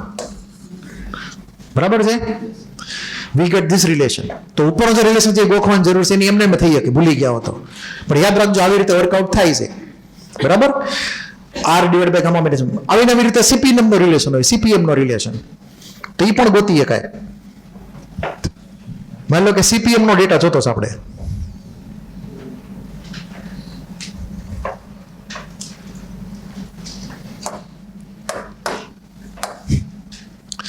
તો CPM માટે શું કરશું?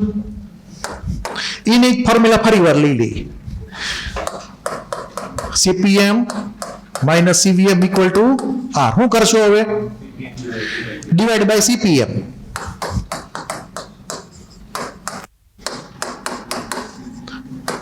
અહીંયા શું થઈ ગયું? 1 થઈ ગયું. અહીંયા 1 બાય ગામા, આ બાજુ R ડિવાઈડ બાય CPM. થોડુંક સિમ્પ્લિફાઈ કરો, હેરાફેરી કરો થોડીક પ્રમાણે, તો તમને આવી ફોર્મ્યુલા મળશે. Gamma R divide by gamma minus 1. Check કરો તો આ જ આવે છે કે બીજી કોઈ ફોર્મ્યુલા આવે છે? બરાબર? એટલે આ જે ફોર્મ્યુલા જે છે, બંને ફોર્મ્યુલા એ આપણે ઓરિજિનલ જે હતો એમાંથી ડેરાઈવ કરીને મેળવીએ કે આ ઓરિજિનલ રિલેશન આપણો. તમે કાં તો CVM થી ડિવાઈડ કરો, કાં તો CPM થી ડિવાઈડ કરો, એટલે આપણને આ રિલેશન વારા ફરતી મળી જાય. એટલું ક્લિયર? હવે તમને ક્લિક થવું જોઈએ કે આટલો જે કટકો જે છે, આ કટકો કયો છે? જુઓ, CVM છે. કરો સિમ્પ્લિફાય તો તમને મળી ગયો કે આમાં CP બાય CV. ક્લિયર છે? તમે એમ યાદ રાખી શકો. તો આ રિલેશન તમારે ખાસ યાદ રાખવાના છે.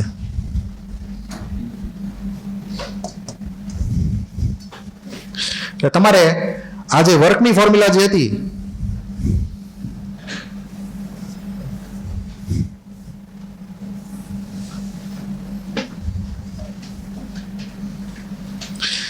એમાં ડેરિવેશન એકવાર ખાસ ચેક કરી લેવાનું. ડેલ્ટા ટી મતલબ શું સમજવાનું? T2 minus T1.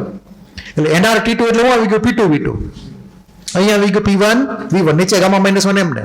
એટલે આ એકવાર હરખી રીતે સ્ટડી કરી લેજો, આનો ઉપયોગ થવાનો છે. પણ શરત યાદ રાખજો કે પ્રોસેસ કઈ હોય? રિવર્સિબલ. તો વર્કની ફોર્મ્યુલા થશે આ. કન્ડિશન ધ્યાન રાખજો, વર્કની આ ફોર્મ્યુલા ક્યારે એપ્લાય કરવાની? રિવર્સિબલમાં. પણ જો ઇરરિવર્સિબલ હોય તો ડિફોલ્ટ કઈ ફોર્મ્યુલા આવશે? Default P delta V. દેખાય છે ને અહીંયા? જો P ડેલ્ટા V ડિફોલ્ટ એ ફોર્મ્યુલા થઈ ગઈ. પ્રોસેસ કેવી હતી? ઇરરિવર્સિબલ. આવું નવું આપણે ભણ્યા હતા આઇસોથર્મલમાં, એમાં default formula P delta V, અહીંયા default formula P delta V. પછી V2 તમને રિપ્લેસ કર્યું તો NRT બાય P2 થી. મોટાભાગના કેસમાં થશે એવું, મોટાભાગના કેસમાં કે જો પ્રોસેસ ઇરરિવર્સિબલ હોય તો આ જે ફાઇનલ પ્રેશર P2 છે અને જે ઇનિશિયલ પ્રેશર P એક્સટર્નલ છે, બે હરખા જ છે મોટાભાગના કેસમાં. એવું મને આગળ વધવાનું. પિસ્ટન ક્યાં સુધી ઉપર જશે? જ્યાં સુધી એક્સટર્નલ પ્રેશર થઈ જાય ત્યાં સુધી, અને પછી બેલેન્સ થઈ જાય. એટલે ન્યુમેરિકલમાં જો એક્સપેન્શનનો કેસ હોય, ઇરરિવર્સિબલ એક્સપેન્શન એડિયાબેટિક, તો આ P2 ફાઇનલ પ્રેશર અને એક્સટર્નલ પ્રેશર કેવા આવશે? ઇક્વલ આવવાના. આ ખાસ તમારે યાદ રાખવાનું. એટલે ડેટા તમારે ખાસ ચેક કરવાના એ પ્રમાણે. એટલે ઓટોમેટિક કેન્સલ થઈ જશે. હવે બહુ મોટો પ્રશ્ન આવ્યો, ફાઇનલ ટેમ્પરેચર કેટલું છે એનો. એડિયાબેટિક પ્રોસેસમાં જો ક્વેશ્ચન પૂછવો હોય, બરાબર છે, તો ફાઇનલ ટેમ્પરેચર કેટલું થયું એ બહુ ખાસ પૂછાય દર વખતે. એમાં ભલા સાહેબો છેતરાઈ જાય છે. સ્ટુડન્ટથી વાત ક્યાં કરવાની રહી, સાહેબો છેતરાઈ જાય છે. મતલબ કે ક્યાંક ભૂલ થઈ જાય વાંચવામાં, એટલે બાકી આમ તો ખબર પણ ભૂલ વાંચવામાં મિસ્ટેક થઈ ગઈ ને તો પૂરું થઈ ગયું. મેં તમને કીધું પહેલા. એટલે બી કેરફુલ. જો પ્રોસેસ રિવર્સિબલ હોય, શું હોય, તો ફાઇનલ ટેમ્પરેચર તમને ગોતવાનું કે ભાઈ એડિયાબેટિક રિવર્સિબલ એક્સપેન્શન છે, શરૂઆતનું ટેમ્પરેચર ને વોલ્યુમ એટલું હતું, ફાઇનલ વોલ્યુમ એટલું થયું, ફાઇનલ ટેમ્પરેચર કેટલું. તો ફોર્મ્યુલા કઈ નાખશો તમે? મેં તમને અગાઉ કીધેલી હતી, યાદ હોય તો. કઈ આવશે? T1 V1 race to gamma -1 equal to T2 V2 race to gamma -1. યાદ છે ને આ ફોર્મ્યુલા? આવી રીતે TV race to gamma -1 constant, તો આ બાજુ T1 V1, આ બાજુ T2 V2. T1 ખબર હોય, V1 ખબર હોય, V2 ખબર હોય, તમને T2 મળી શકે. પણ કેમાં? રિવર્સિબલમાં. અથવા T ને P નો રિલેશન તમને આપેલો હોય, T1 ને P1 આપેલા હોય, P2 આપેલો હોય, તો તમને T2 ગોતવાનો કે તો શું આવશે? T1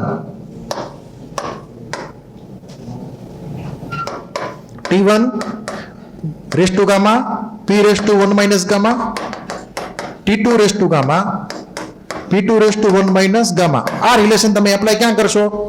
રિવર્સિબલમાં, જો T ને P નો ડેટા હોય તો. એટલે જો તમને ફાઇનલ ટેમ્પરેચર પૂછેલું હોય રિવર્સિબલનું, તો કાં તો ટીવી ની ફોર્મ્યુલા કાં તો ટીપી ની ફોર્મ્યુલા એપ્લાય કરો. મેં કીધું સમજાણો? કદાચ એવું પણ થાય કે તમને વોલ્યુમ ન મળતું હોય ક્યાંયથી, અથવા ફાઇનલ પ્રેશર ન મળતું, તમે પીવી રેસ ટુ ગામા વાળી ફોર્મ્યુલા યુઝ કરી શકો એના માટે. પણ આ બધી ફોર્મ્યુલાનો ઉપયોગ ક્યારે કરવાનો? રિવર્સિબલમાં, બીજે ક્યાંય કરવાનું છે નહીં. ખાસ ભૂલવું ન જોઈએ, બરાબર. હવે જો પ્રોસેસ કેવી હોય? ઇરરિવર્સિબલ પ્રોસેસ હોય. કઈ હોય? અને મેં જો નોટ લખેલી છે, વંચાઈશ કે અહીંયા ડેલ્ટા યુ હતો, obtain T2 using this relation for irreversible adiabatic process. કઈ પ્રોસેસ? તો અહીંયા હું ફરી વાર લખું છું, ધ્યાન આપજો અલગથી.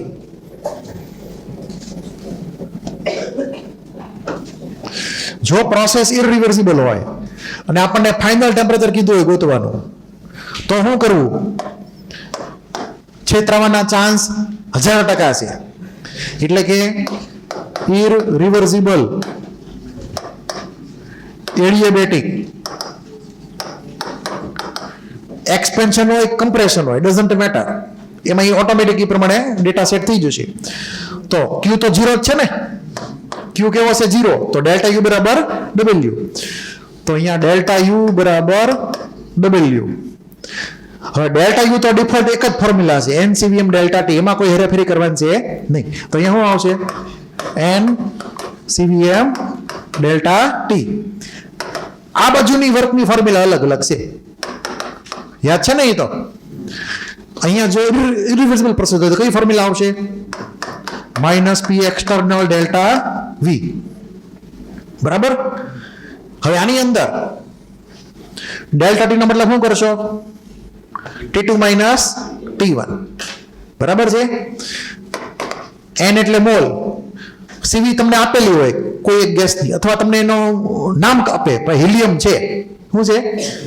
હિલિયમ. તો હિલિયમનો તમને ડિગ્રી ઓફ ફ્રીડમ ખબર હોવો જોઈએ. તો અહીંયા હું મૂકીએ કાંઈ N F/2 R T2 - T1. CV ની બદલે હું મૂકીએ કાંઈ F/2 R મૂકીએ કાંઈ. F એટલે ડિગ્રી ઓફ ફ્રીડમ, તમને જો ડિગ્રી ફ્રીડમ આપ્યો હોય તો. CV આપેલું તો કઈ સવાલ આવતો નથી. મોલ આગળ મૂકી દેવાના જે આપેલા એ પ્રમાણે. મોલ આપણને મળશે વેઇટ ડિવાઇડ બાય મોલર માસથી, ખબર છે ને? એ તો એટલે મોલ મૂકી દેવાના. અહીંયા P એક્સટર્નલ, ડેલ્ટા V એટલે V2 - V1. હવે તમને ન્યુમેરિકલમાં માની લો કે V2 V1 આપેલા છે, P એક્સટર્નલ આપેલો છે, મોલ આપી દીધા, ડિગ્રી ઓફ ફ્રીડમ કહી દીધો, T1 ખબર છે, તમે T2 ગોતી શકો આમાંથી? એનો ગોતી શકો. હવે તમે ક્લિયરલી વિઝ્યુઅલાઇઝ થાય કે જો આ T2 અલગ આવશે રિવર્સિબલ કરતા. રિવર્સિબલ T2 આપણે કઈ રીતે ફાઇન્ડ કર્યો હતો? T1 V1 ગામા પ્રમાણે. આમાં એવી રીતે આવશે નહીં. આ રિલેશન જો અલગ થઈ ગયો આખો. અહીંયા P ડેલ્ટા V આવી ગયો. છેતરાતા નહીં. બરાબર છે. પછી એમાં અનુકૂળતા મુજબ અહીંયા વોલ્યુમ ન આપેલું હોય તો પ્રેશરે આપી દે તમને. માની લો કે અહીંયા હું વોલ્યુમ એટલે પ્રેશરે લાવી શકું. કેવી રીતે? તો કે nRT divide by P2, nRT divide by P1 આમ લખીએ કાંઈ વોલ્યુમની બદલે use ideal gas equation. V2 ની બદલે હું લખ્યું nRT ડિવાઈડ બાય P2. અહીંયા T2 લાવશે લખવામાં. બરાબર છે. અહીંયા T1 આવશે. ઓકે. nr કેન્સલ, આ n કેન્સલ, અહીંયા r લઈ ગયો તો લખવાનો. હા, r ભૂલાઈ ગયો લખવાનો. એ તમે એડ કરી દેજો. અહીંયા r આવશે ભૂલથી લખવાનો રહી ગયો તો n ને r કેન્સલ, અહીંયા n કેન્સલ. બરાબર. એટલે આપણને જે રિલેશન મળશે છેલ્લે માં આવશે f/2 T2 minus T1 Px મોટા ભાગે શું હોય છે? P2 જશે મોટા ભાગે બધા કેસમાં. પણ તેમ છતાં અત્યારે આપણે અલગ રખશું એને. nr નીકળી ગયો, કોમન થઈ ગયો. અહીંયા આવશે T2 divide by P2 minus T1 divide by આ નવો રિલેશન થયો. તમને જે પ્રમાણે ડેટા આપેલો હોય એ પ્રમાણે પ્રોપર રિલેશન એપ્લાય કરવાનો. પ્રોપર રિલેશન એ જવાબદારી તમારી. કેમ કે ડેટા ગમે એ તમને આપે, તમને ફાઇનલ ને ઇનિશિયલ પ્રેશરે આપે, T1 આપે, T2 ગોતવાનું કે અથવા વોલ્યુમે સીધા આપી દે તો સૌથી સારું. આ બધી માથાકૂટમાં પડવું નહીં. ક્લિયર એટલું? અને સીવીમાં ધ્યાન રાખજો. તો આ ફાઇનલ ટેમ્પરેચર ગોતવાની મેથડ છે. કેમાં? ઇરરિવર્સિબલ એડિયાબેટિક પ્રોસેસમાં. આ જ મેથડથી તમારે ફાઇન્ડ કરવાનું છે. કોઈને કાંઈ ડાઉટ તો બહાર લખો છો પાછા બધું અવતાર લેજો કે ફોર ફાઇનલ ટેમ્પરેચર એમ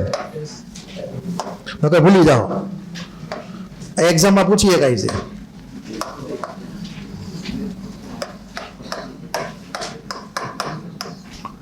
T2 મતલબ ફાઇનલ ટેમ્પરેચર.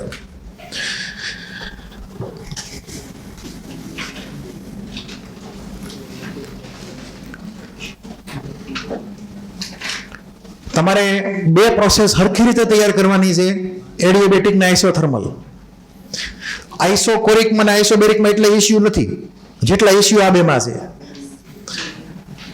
આ બે ને આઉટ કરી દો એટલે મેચ તમે જીતી ગયા. મતલબ આવડી ગયું થર્મોડાયનેમિક્સ પાર્ટ 1. આઇસોબેરિકમાં કોઈ જાતનું કોમ્પ્લિકેશન નથી. આઇસોકોરિકમાં કોઈ જાતનું કોમ્પ્લિકેશન છે નહીં. બધું સ્ટ્રેટ ફોરવર્ડ છે. આમાં ઘણું બધું વાંકો ચોખ્ખું થશે, ઘણી બધી ખાંચાગલીઓ આવશે. એટલે તમારે પ્રોપરલી એડિયાબેટિક તૈયાર કરવાનો. કેમ કે એમાં ઘણા બધા પ્રોબ્લેમ છે એટલે એડિયાબેટિકમાં. અને બીજી તમને ખાસ વાત કહી દઉં, અગાઉ મેં તમને કદાચ કીધેલી હતી કે ફિઝિક્સમાં તમારે આ જ વસ્તુ આવશે. સાઇન વર્કની અલગ આવશે. મેં તમને કીધેલી છે ને. બીજી વાત એ કે ફિઝિક્સમાં ઇરરિવર્સિબલ નામનો કોઈ વર્ડ જ નથી. ડિફોલ્ટ તમારે શું માનવાનું? રિવર્સિબલ. ડિફોલ્ટ બધી પ્રોસેસ કેવી છે? રિવર્સિબલ છે ફિઝિક્સમાં. કેમેસ્ટ્રીમાં ભાગ પડશે રિવર્સિબલ કે ઇરરિવર્સિબલ. તો એડિયાબેટિક કીધું હોય કેમેસ્ટ્રીમાં,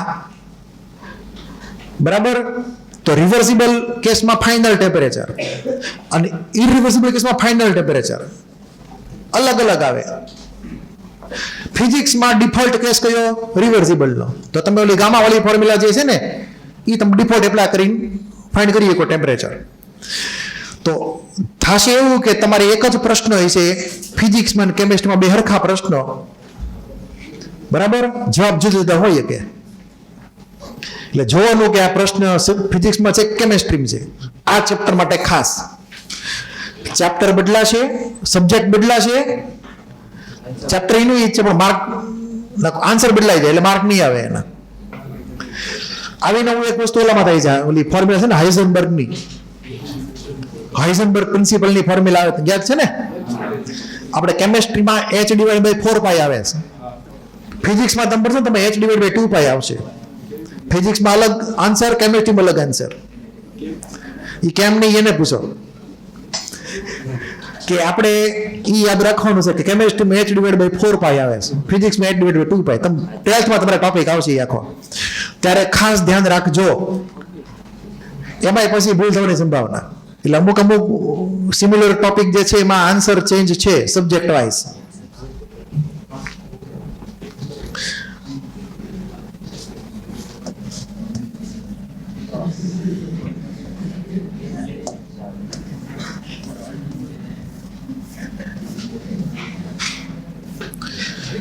આ બધું પૂરું બરાબર છે.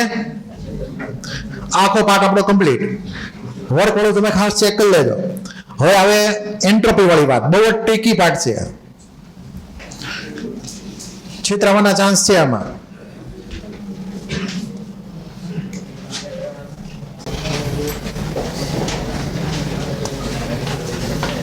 આપણે ગ્રાફની વાત થોડી કરીને કરી લઈ. આ બધાને મળી ગયું છે ઝેરોક્સમાં. અહીંયા સુધારો કરી નાખજો. અહીંયા પછી ભૂલ છે બરાબર. એક જ વાર હતું ને? અચ્છા, મારે 2 વાર આવ્યું હતું, કઈ વાંધો નહીં. હાલો, હવે ધ્યાન આપજો. મેં અહીંયા લખેલું છે, જુઓ, આ વંચાઈશ આઈસો એન્ટ્રોપિક વંચાઈશ ને આ બાજુ શું વંચાય છે? Non isoentropic. દેખાણું?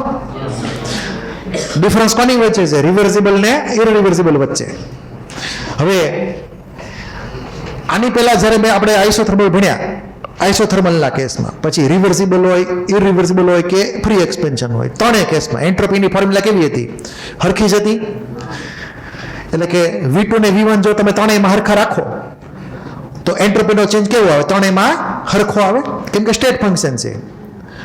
હવે અહીંયા કેસ આખો અલગ થઈ જાય છે એડિયાબેટિકમાં. સૌથી મોટો એક્સેપ્શન આ થઈ ગયું થર્મોડાયનેમિક્સનું, કે એન્ટ્રોપી પોતે સ્ટેટ ફંક્શન છે, એડિયાબેટિકમાં નથી હાલતું. એ જ વસ્તુ કેવી રીતે ધ્યાનથી સમજજો. અહીંયા એવું લખેલું છે, સિસ્ટમનો એન્ટ્રોપીનો ચેન્જ કેવો છે? 0. બરાબર છે? ક્લિયર? હવે તમને જો યાદ હોય તો આપણે મેં અહીંયા ફોર્મ્યુલા લખેલી જ છે. આ ફોર્મ્યુલા તમે અહીંયા સમજજો પછી ફરી વાર. ફોર્મ્યુલા તો હરખી જ રહેવાની છે, પણ એમાં ડિવિઝન થઈ જશે એના નંબર્સમાં. એટલે આની આ ફોર્મ્યુલા આ બાજુ પણ એપ્લિકેબલ છે, આ ફોર્મ્યુલા અહીંયા પણ એપ્લિકેબલ છે. પણ ધ્યાનથી સમજજો, અહીંયા 0 હું કામ આવ્યું? એ મેં અહીંયા તમને રીઝન આપેલું છે કે આ જે ફોર્મ્યુલા જે છે, આ દેખાય છે તમને? માન લો કે એક્સપેન્શનનો કેસ લઈ તો V2/V1 મોર ધેન 1 કે લેસ ધેન 1? મોર ધેન 1 ને એક્સપેન્શનના કેસમાં. તો આ ભાગ જે છે એન્ટ્રોપી વધારે,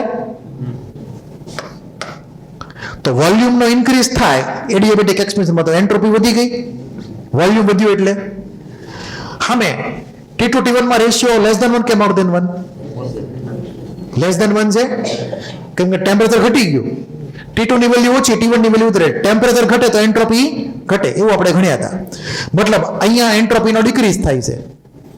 તો બે ઓપોઝિટ કેસ થઈ ગયા. એડિયાબેટિકમાં એક્સપેન્શનનો કેસ લ્યો, રિવર્સિબલનો, વોલ્યુમ વધે તો એન્ટ્રોપી વધે, પણ સામે ટી એ ઘટે છે તો એન્ટ્રોપી ઘટે.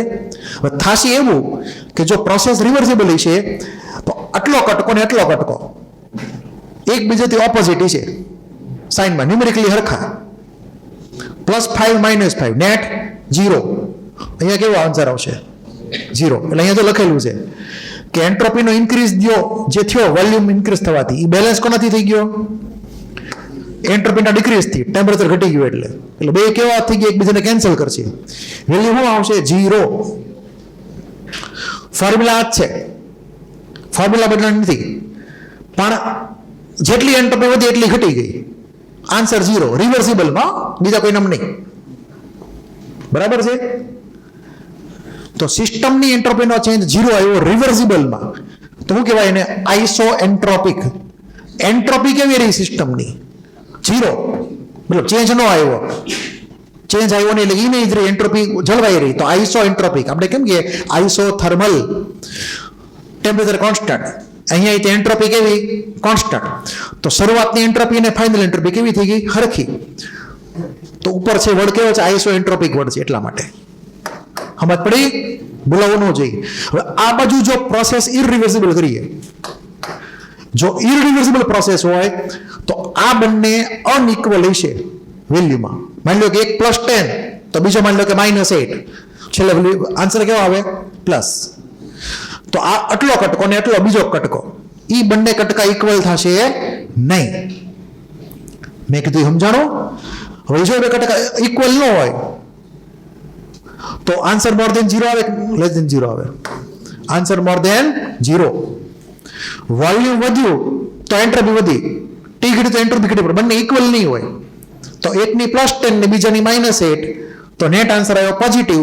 મતલબ એન્ટ્રોપીનો ચેન્જ સિસ્ટમ માટે 0 છે નહીં ઇરરિવર્સિબલમાં. આ કેસ મેં લીધેલો છે એક્સપેન્શનનો. કોને લીધો છે? આ એક્સપેન્શનનો કેસ છે. કમ્પેરિઝનનો કેસ હોત તો શું થાત? કમ્પેરિઝનમાં હોત શું થાત? લેસ દેન 0 આવત. શું આવત? લેસ દેન 0 આવત. સાઈડમાં નોટ મારી દેજો. આ એક્સપેન્શન માટે મેં લખેલું છે.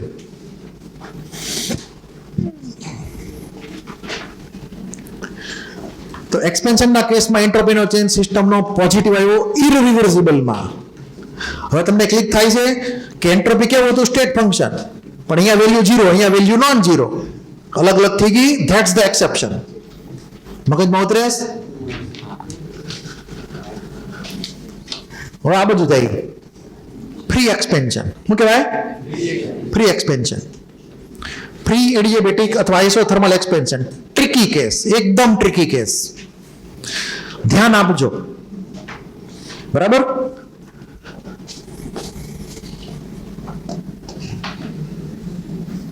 હવે માની લ્યો કે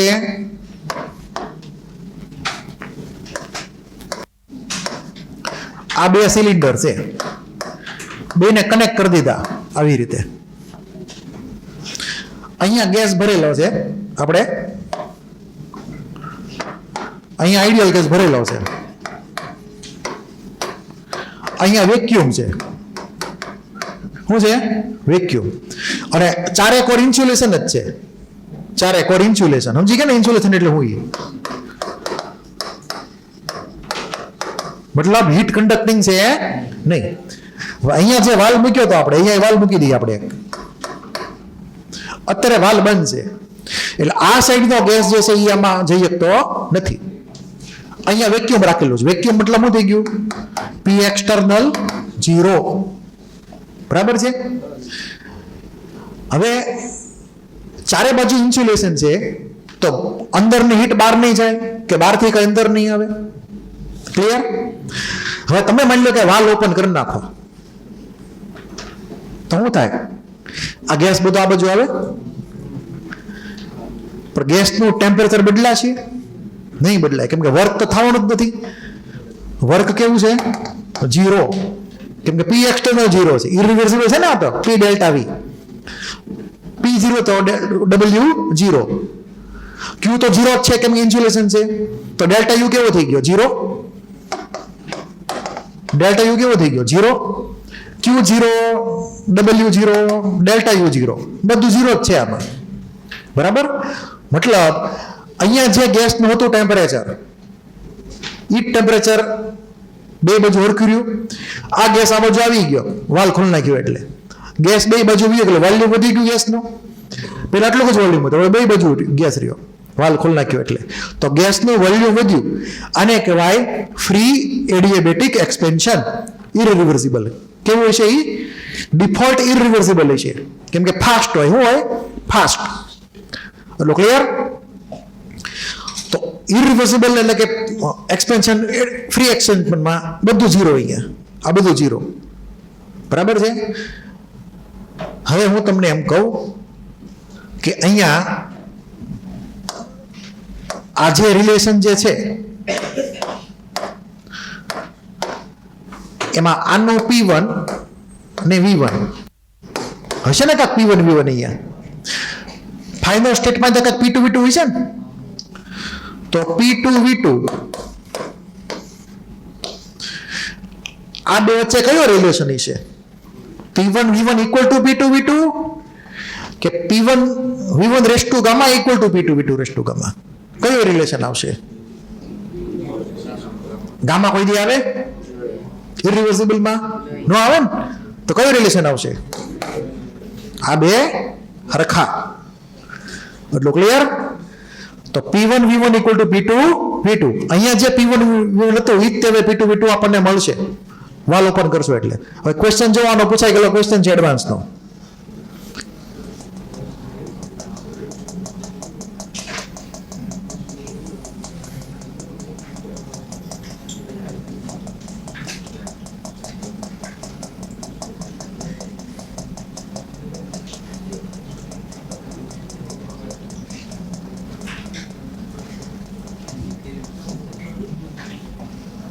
વાંચો આ ક્વેશ્ચન, એડવાન્સનો ક્વેશ્ચન છે. તમને ઓલી બુક છે ને PYQ ની વ્યવસ્થિત એમાં આપેલ જ છે, વાંચો ધ્યાનથી.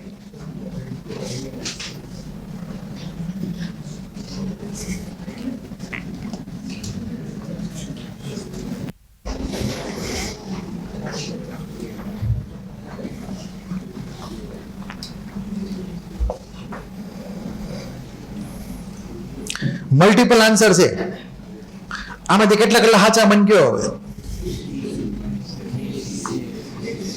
મલ્ટિપલ આન્સર છે, મોર ધેન વન આન્સર. હે A ને C, ABC. ઓકે, આમાં ગેસ ભર્યો હતો P1 V1 T1 શરૂઆતનું પ્રેશર વોલ્યુમ ટેમ્પરેચર. અહીંયા સ્ટોપ મૂકેલો દેખાય છે તમને, આડો સ્ટોપ. એ પિસ્ટનને આગળ જતા અટકાવે. અત્યારે બહારનું પ્રેશર અહીંયા 0 રાખેલું છે. આ સ્ટોપ હટાવી લઉં તો સીધો પિસ્ટન ઉપર. અહીંયા બીજો એક સ્ટોપ મૂકેલો છે, ત્યાં જઈને પિસ્ટન અટકી જાય. પિસ્ટનને આપણી મરજી મુજબ જ્યાં ત્યાં અટકાવી શકાય. એટલે આગળ અહીંયા સ્ટોપર મારી દેવાની ને તે આગળ જાય નહીં ટૂંકમાં. સમજાઈ ગયું ને મેં કીધું? તો અહીંયા પહેલો સ્ટોપ, આ બીજો સ્ટોપ. આ સ્ટોપ દૂર કર્યો તો ઉપર જઈને અટકે. નવું પ્રેશર, નવું વોલ્યુમ, નવું ટેમ્પરેચર. હવે પૂછેલું છે કે આ બધી બાઉન્ડ્રી જો ઇન્સ્યુલેટિંગ હોય, થર્મલ ઇન્સ્યુલેશન, ચારે કોર નોન કન્ડક્ટિંગ છે બાઉન્ડ્રી બધી, બરાબર? તો આ પ્રોસેસ કેવી થઈ? એડિયાબેટિક ફ્રી એક્સપેન્શનનો કેસ થઈ ગયા. કે પ્રેશર કેવું છે? 0. તો Q0 આવે કે ન આવે? એડિયાબેટિક છે એટલે. પછી આવે કે ન આવે? T2 equal to T1. કે ડેલ્ટા યુ કેવો છે? 0. Q0 W0, ડેલ્ટા યુ પણ 0, એટલે T2 ને T1 કેવા થઈ ગયા? હરખા થઈ ગયા. હવે આ બેમાંથી કયું આવે? C ને D માંથી. C. હું કામ C આવે? કેમ કે એડિયાબેટિક છે એ વાત બરાબર, પણ પ્રોસેસ કેવી હતી? ઇરિવર્સિબલ. તો આ આવે નહીં. ગામાવાળી ફોર્મ્યુલા લાગુ પડશે નહીં. આ આવશે P2 V2 equal to P1 V1. દેશી બોઇલ લો. ક્લિયર? એટલે મેં તમને જે ઝેરોક્સ એમાં આપી, બરાબર, એ જે કટકો જે હતો એમાં તમને ક્લિયરલી છેલ્લે લખેલું છે કે ફ્રી એડિયાબેટિક બ્રેકેટમાં આઇસોથર્મલ. એકારે જવું હોય તો કઈ જવાનું? એલા હા હા,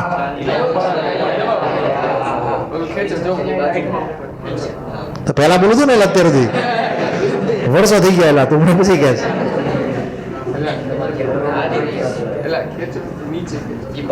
બહુ ઘડી હાલો, અડધું તો પચી ગયા.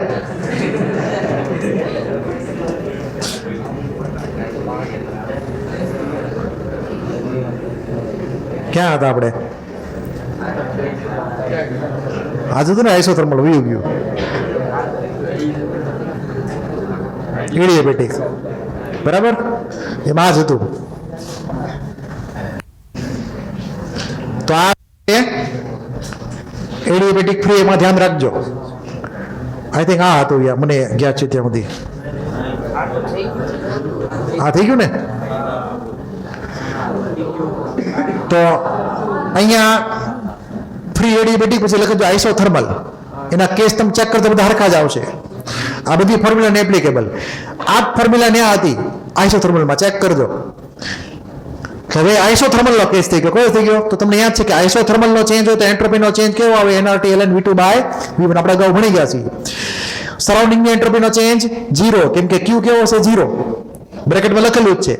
હવે ટોટલ ચેન્જ કેવો આવ્યો તો કે મોર ધેન 0, કેમ કે ફ્રી એક્સપેન્શન છે, એન્ટ્રોપી વધી ને સિસ્ટમની એન્ટ્રોપી વધી, તો આન્સર એનો મોર ધેન 0. હવે તમે જો વેરીફાઈ કરો, રિવર્સિબલમાં 0, બધું 0, સિસ્ટમે 0, સરાઉન્ડિંગ 0 ને ટોટલી 0. ઇરિવર્સિબલ ની અંદર સિસ્ટમની વેલ્યુ મોર ધેન 0 કે લેસ ધેન 0, ઇક્વલ ટુ 0 છે નહીં, સરાઉન્ડિંગ 0 તે ટોટલ વેલ્યુ કાં તો મોર ધેન 0 કાં તો લેસ ધેન 0. હવે અહીંયા યાદ એટલું રાખવાનું કે આ એક્સપેન્શનનો કેસ મેં ડિફોલ્ટ લીધેલો છે. ડિફોલ્ટ કયો કેસ લીધો છે? એક્સપેન્શનનો. એટલે ડેલ્ટા એસ ટોટલ કેવો આવે? More than 0. બરાબર છે. કમ્પ્રેશન કરીએ તો કેવું થઈ જાય? ઊંધું. બરાબર છે. અહીંયા ડિફોલ્ટ આવશે એક્સપેન્શન, કે તો નામ જ છે ફ્રી એક્સપેન્શન. ફ્રી કમ્પ્રેશન જેવું કાંઈ હોતું નથી, ફ્રી એક્સપેન્શન હોય છે. એટલે ડિફોલ્ટ અહીંયા મોર ધેન આન્સર કયો થયો? More than 0. પણ સરાઉન્ડિંગ 0 થયું, સિસ્ટમ 0 થયું નહીં. એટલે તમારે એડિયાબેટિકમાં ધ્યાનપૂર્વક વાંચવાનું છે. એક લાઈન, એક ડેટા રિવર્સિબલ છે, ઇરિવર્સિબલ છે, કઈ રીતે છે, તો જ તમને ક્લિયર થશે, બાકી ક્લિયર થશે નહીં. Hello, clear? હલો, અહીંયા આપણે સ્ટોપ કરીએ ભાઈ. બરાબર છે. આપણે એડિયાબેટિક અને આઇસોથર્મલ એની બધી ફોર્મ્યુલા, એના બધા ડેટા બધા ચેક કરી લીધા. ખાલી ગ્રાફ બાકી રહ્યા છે એડિયાબેટિકના, કે જે સૌથી અગત્યના છે. તમને ખાલી બીજી ખાસ વાત કરી દઉં, ધ્યાન રાખજો. હું જે કહું, એડિયાબેટિકમાં સીવી આવતું તો વર્કની ફોર્મ્યુલામાં યાદ છે? Work equal to n CVM delta T. યાદ છે ને? આવી ફોર્મ્યુલા હતી. Work reversible. બરાબર છે. Work reversible. સી મતલબ type of gas, degree of freedom. તો ગેસ તો તમે ટાઈપ બદલી નાખો. હિલિયમની બદલે તમે O2 ગેસ લ્યો, O2 ની બદલે SO2 ગેસ લ્યો, તો ડિગ્રી ઓફ ફ્રીડમ બદલાય, તો વર્ક બદલાશે. શું બદલાશે? વર્ક. એટલે કે વર્ક જે છે એડિયાબેટિકમાં રિવર્સિબલ વર્ક, એ કોની ઉપર ડિપેન્ડ કરશે? ટાઈપ ઓફ ગેસ ઉપર ડિપેન્ડ કરશે. બરાબર છે. ટાઈપ ઓફ ગેસ ઉપર ડિપેન્ડ કરશે. ઇરિવર્સિબલમાં એ ડિપેન્ડ કરશે નહીં. પણ ફાઇનલ ટેમ્પરેચર જે છે તો બંનેમાં ડિપેન્ડ કરશે. ફાઇનલ ટેમ્પરેચર કેટલું એ બંનેમાં. એટલે બી કેરફુલ. આઇસોથર્મલમાં વર્ક ડિપેન્ડ નહોતું કરતું ટાઈપ ઓફ ગેસ ઉપર, કયા ટાઈપનો ગેસ છે. ગમે એ ગેસ હાલે, હિલિયમ હાલે, O2 હાલે, SO2 હાલે, બધા હરખા. એડિયાબેટિકમાં હિલિયમમાં અલગ વર્ગ, O2માં અલગ વર્ગ, SO2માં અલગ વર્ગ, દરેકમાં અલગ અલગ ફાઇનલ ટેમ્પરેચર. જે આપણે આવતા લેક્ચરમાં વાત એની કરશું આવતીકાલે. અહીં આપણે સ્ટોપ કરી દઈએ. હવે કેમેરા બંધ.